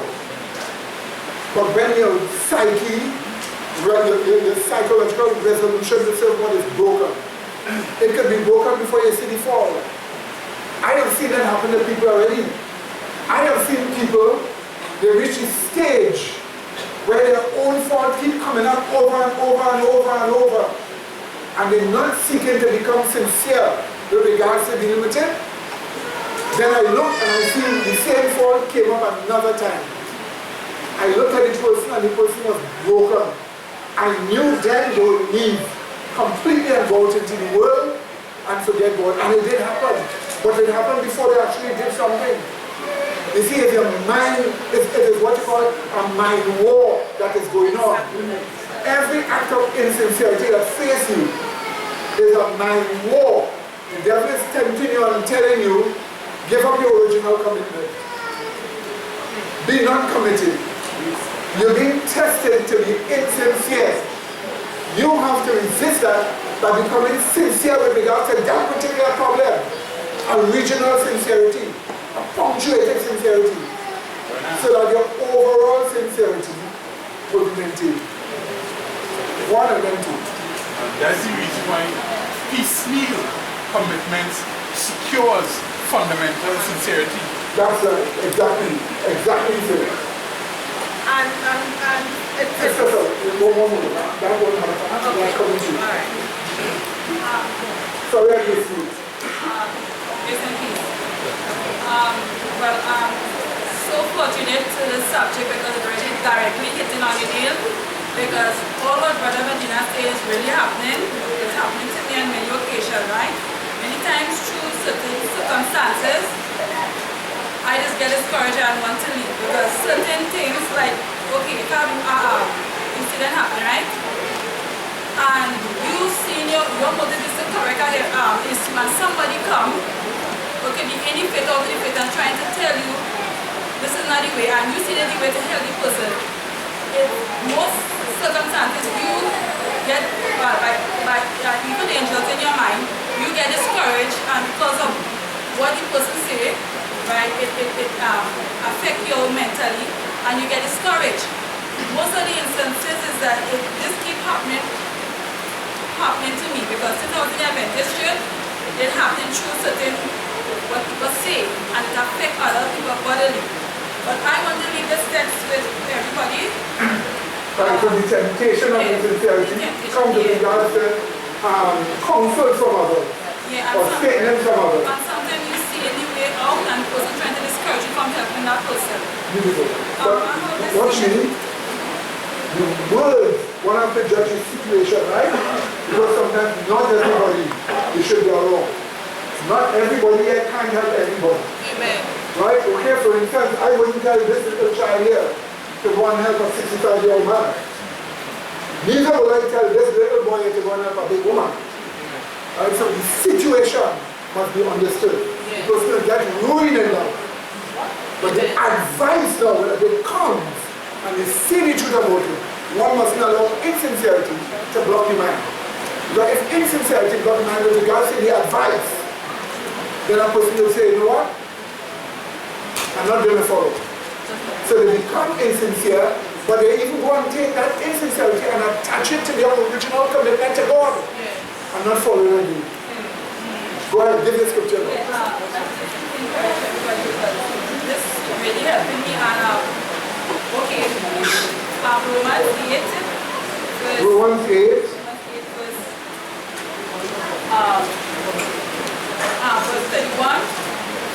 What shall we say then to these things? If God be for us, who can be against us? And verse 33, who shall lay anything to the charge of God's elect? It is God that justifies. And verse 35, who shall separate us from the love of Christ? Shall tribulation or distress or persecution or famine or nakedness or peril of God? But I am persuaded, verse 39, that neither death, nor life, nor angels, nor principalities, nor powers, nor things present, nor things to come, nor height, nor depth, 39, or anything shall be able to separate us from the love of God. This is showing that nothing should separate us. So nothing is supposed to break your original commitment to God. Amen. Amen. You got that there, right, my dear brother? Somebody else, my dear sister. This study Yes. now clears up in my mind because whilst dealing with people, right? Yes. People have a way of saying it is easier to do the bad thing than the good thing. Yes.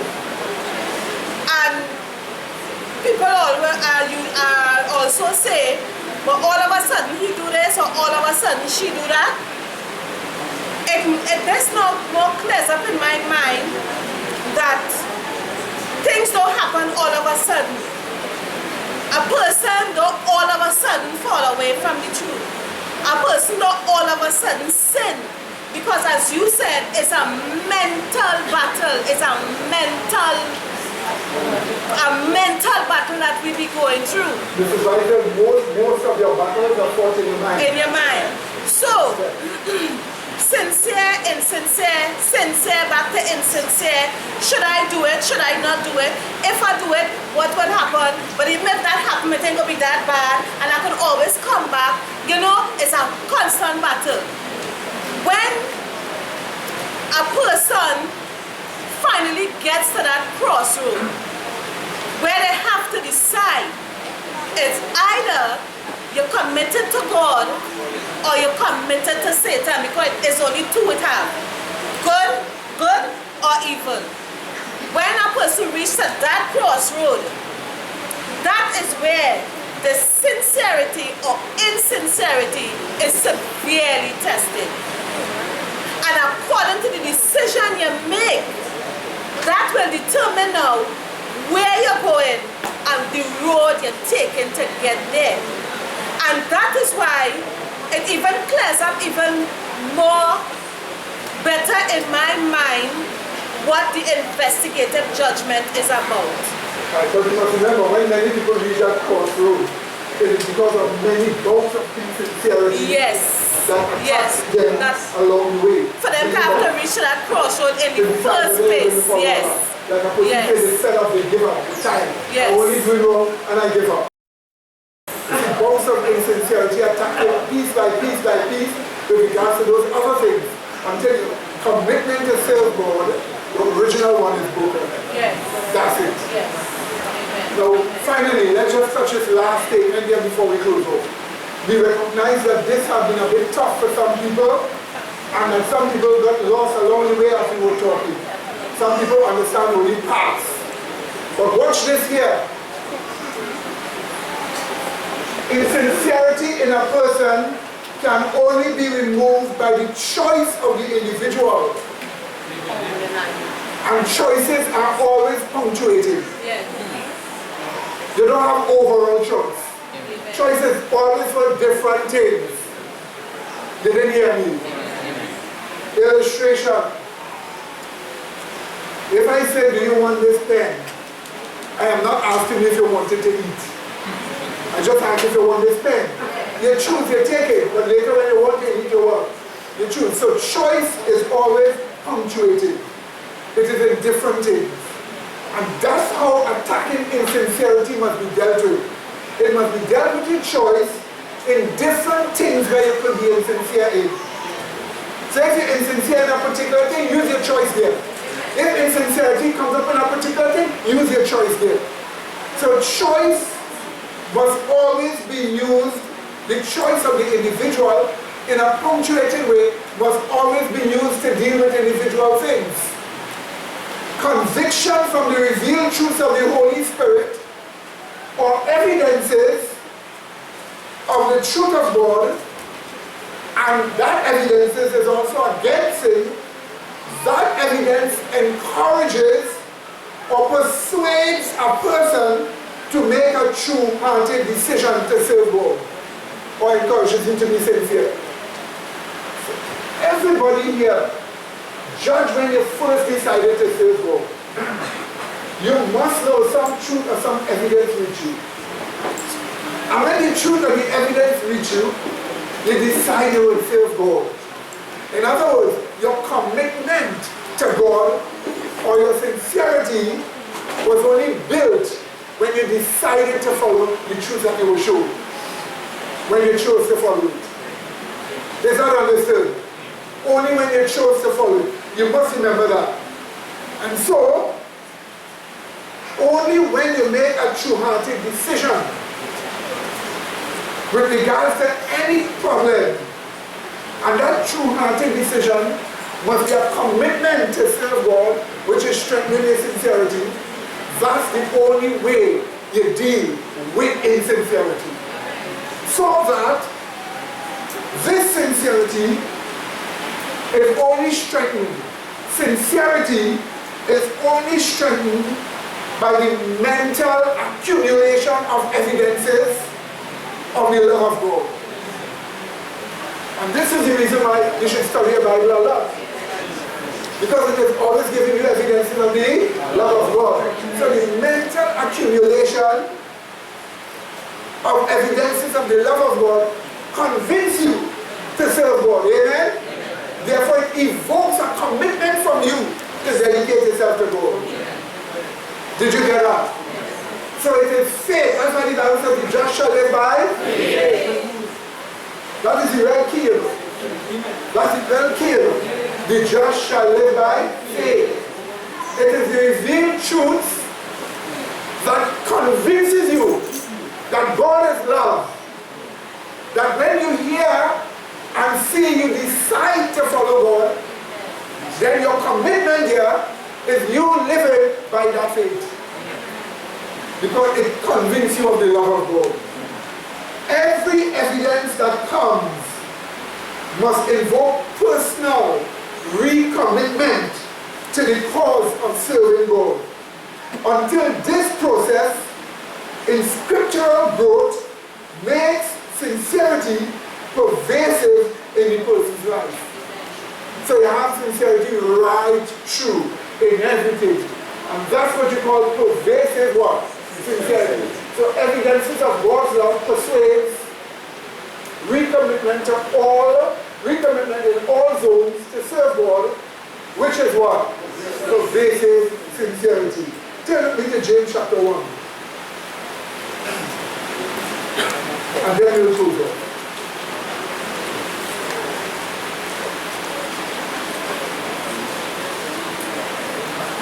To 4.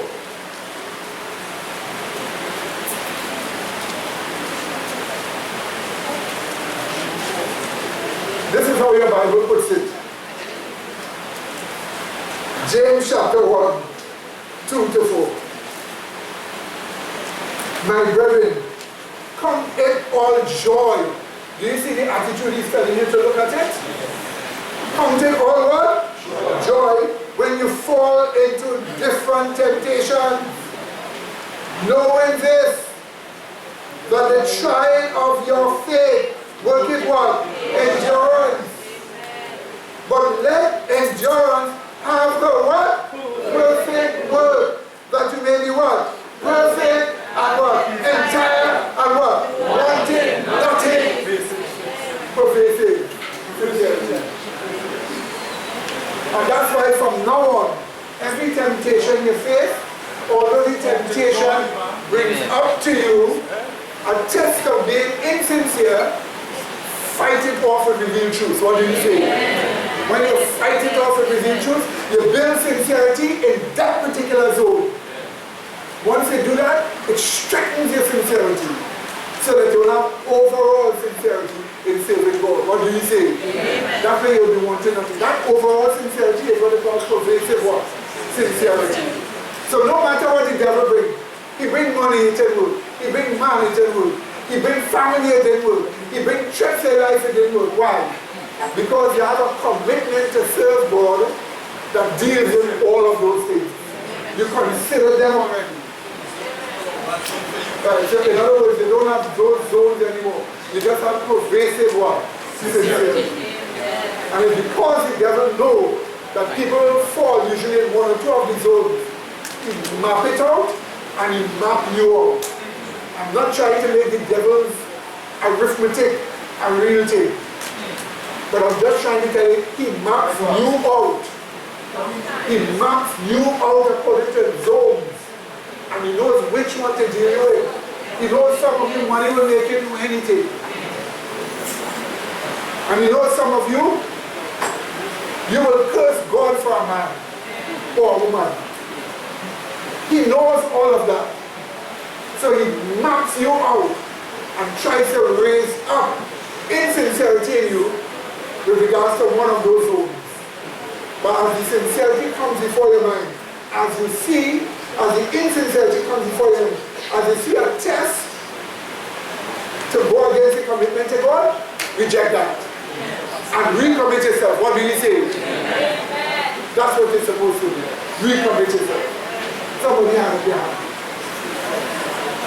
Yes.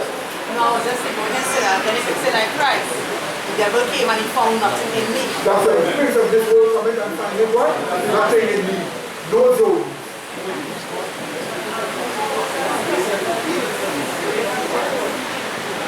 The sister asked, what about a skeptical person? Where will that follow? Skepticism is a double contradiction. All skeptics practice contradiction. And once you see a skepticism is a contradiction in the first place, you must recognize you really can't practice that. Watch. Somebody tell you the truth. You doubt. Skepticism. What are you doubting? You're doubting the content of what is being said. Whenever you doubt a content, your mind works when you have another content in your mind. That this content is matchable. So while you're practicing skepticism here, you're practicing believing here. Then why are you a skeptic? You're not really a skeptic, you have your own belief. So the point about it is, the issue in dealing with a skeptic is to give it evidences to believe what is being said.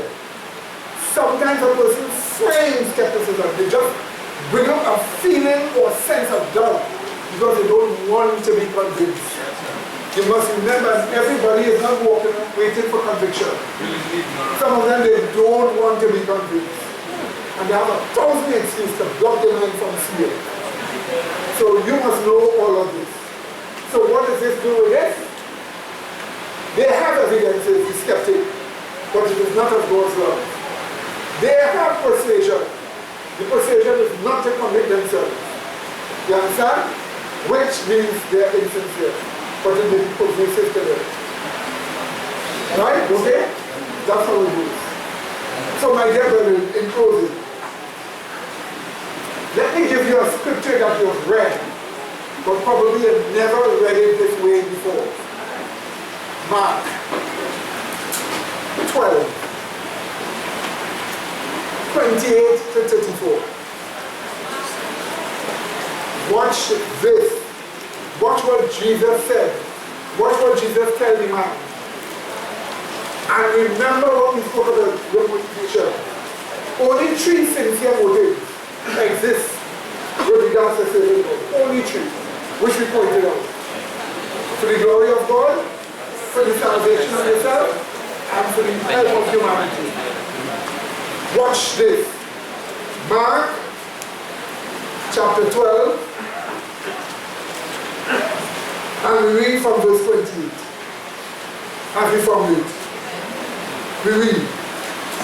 And one of the scribes came, and having heard them reasoning together, and perceiving that he, Jesus, had answered them well, asked him, which is the first commandment of all. What do you have in here? This scribe see Jesus answering all the Pharisees and scribes, and recognize that Jesus spoke the truth. He answered them well. So by the time he's asking Jesus a question, he is sincere. He's asking for advice. But as he's asking for advice on the point, on the zone of advice, he's sincere. He saw Jesus ask the people and answer them, and Jesus spoke to the people and answered them well. So by the time now, he asked Jesus this question, he's looking for advice, but he's sincere. What would happen? Read it. And Jesus answered him, the first of all the commandments is, hear, O Israel, Yahweh our God is one Yahweh. And thou shalt love Yahweh thy God with all thy heart, with all thy soul, with all thy mind, with all thy strength.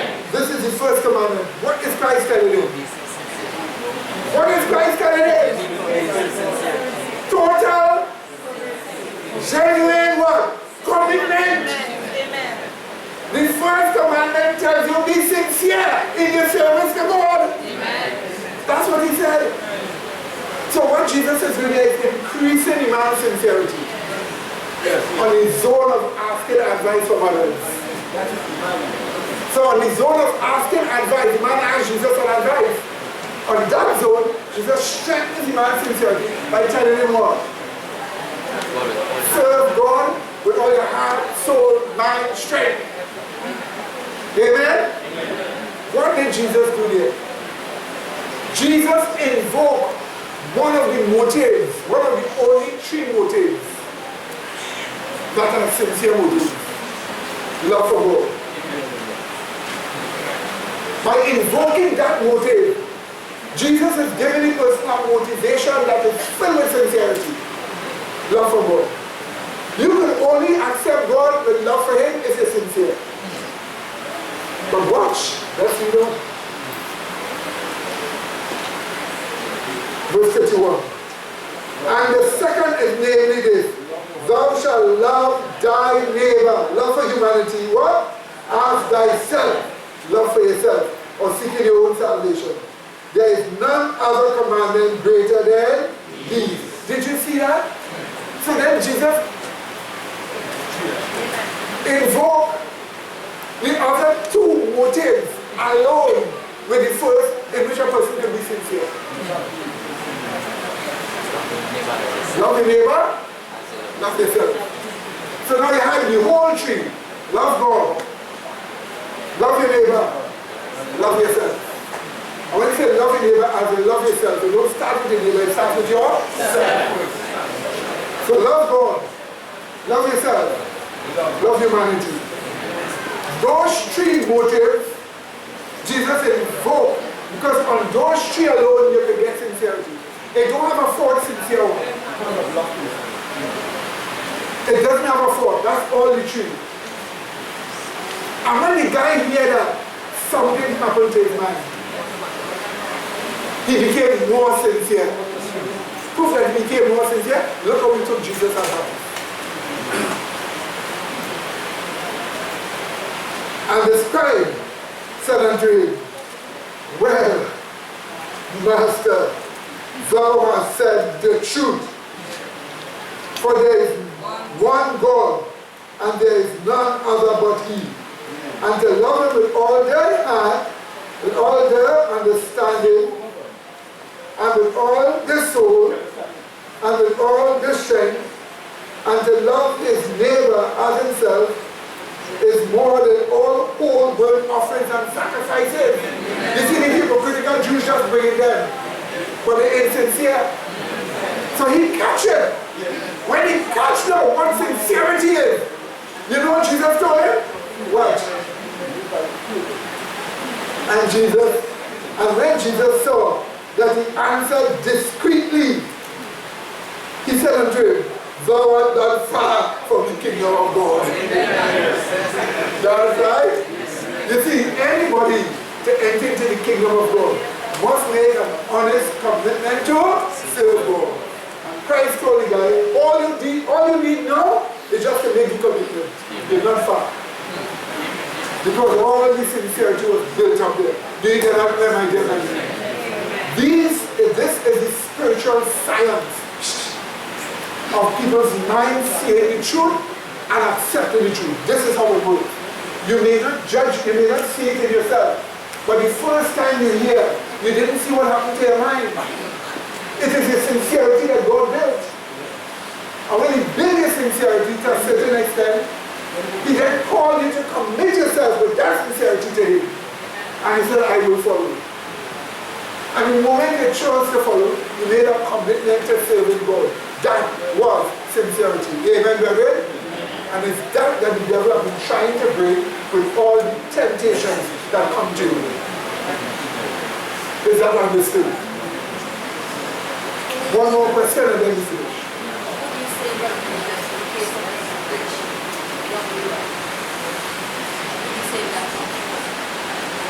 The Bible says he turned away because he had great wealth.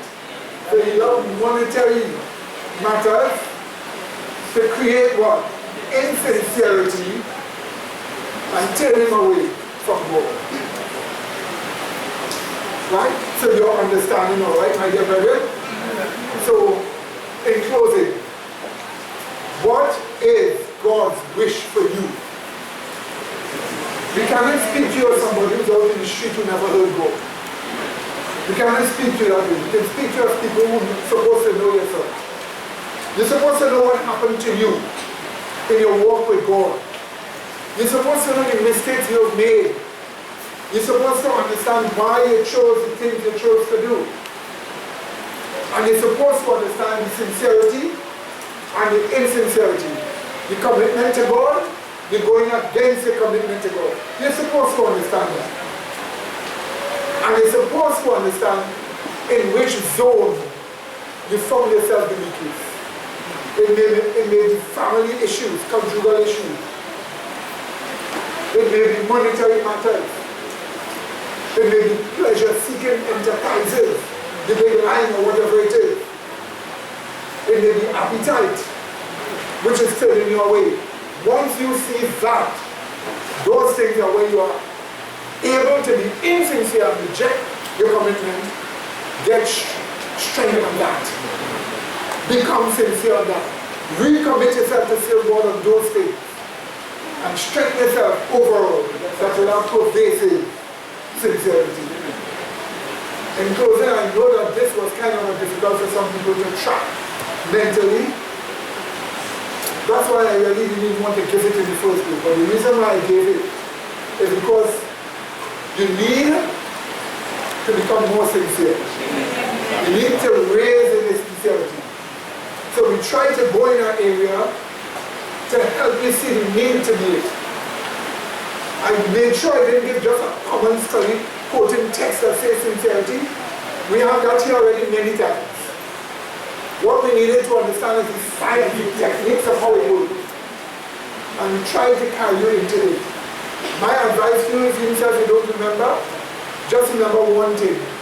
If you did wrong while you're on your journey to serve God, you know very well it was going against your original commitment. And you know where you need to become committed to God on. You know that. And seek to become committed to God dealing with that issue. Are you listening to me, my dear brother? So may God add His blessing to you. But at least you may remember this, and as I said, you will get this on disc when we build it later on. It will go up on the internet.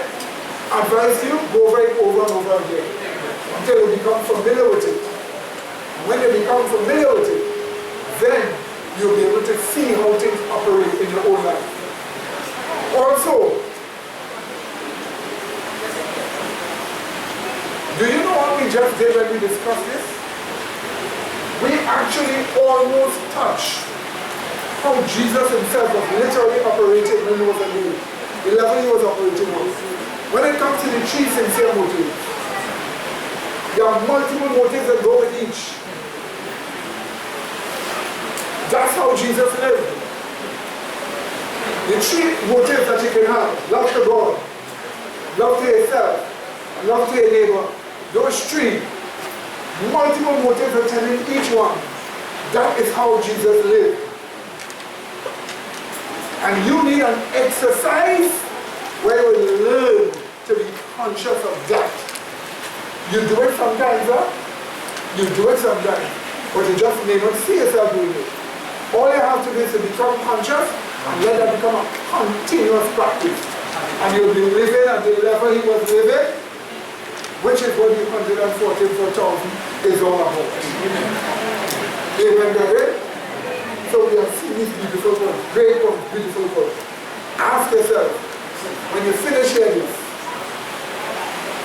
are you more sincere now than before? Are you going to pray for yourself individually that God will take away the insincerity that comes up when certain zones or facets of your life comes up? Are you going to ask God to move the sincerity here? Insincerity here, and then to be more sincere. Would you do that? Do it for yourself and help yourself. Let's start.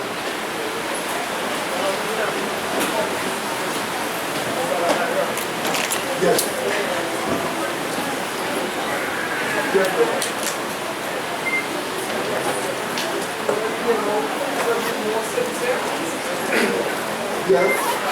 Let me tell you this.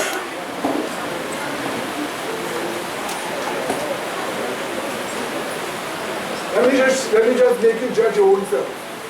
Judge your own self. You see, sometimes things are happening to you. This signs are happening to you and you didn't know. Some of you, there is a time when any little thing will turn you on. And then you reach a stage of maturity when those little things mean nothing anymore. Is that not so? Yeah. That means he became more sincere. It means he became more sincere. If like a particular problem will of course it will turn away and you pass that, that wouldn't cause it to turn away, not you anymore. It means he became more what? Sincere. And that's why you must be growing in your what? Sincerity. Or let me put it the other way. You must be growing in a true hearted commitment about it. So do you become more committed? Yes, you become more committed. Daily. That's why when you face those various things, commit yourself over and over again. Amen, brethren? I look at you all here, and I know the details of some of you, and I know you have become more sincere. I can see it. I can tell. And I can also tell by God's grace those who are struggling with their original sincerity. And sometimes the zones, that is the problem. But you don't just say anything to anybody so. Sometimes you just leave them in the presence of light, and the light is convinced them enough that it corrects the problem. Amen? Except you see something going on that is getting away. Then you intervene. And like a wise minister of the gospel, that's what you have to learn to do. Even in your own house. So there are things you can pursue with people, but you don't have to pursue everything. Once the thing is not destructive. And there are some things that are destructive, but not extremely destructive. You can let it pass. But make sure the person is in the presence of light to receive the truth. Is that understood? And that's how you help some people. So may God add his blessings to you that you can get this help. In Jesus' holy name. Amen. Let us pray.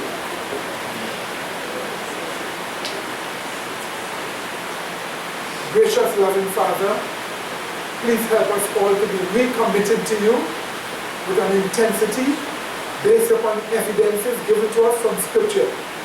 May we decide that we really want to serve you and that we're going to serve you over and over because of the truths you reveal to us. Thank you again for making us decide to follow you by faith and causing us to live by faith. Strengthen our sincerity. Network our sincerity. Take down insincerity. Make us have pervasive sincerity for the end. In Jesus' holy name we pray, we thanksgiving and Amen.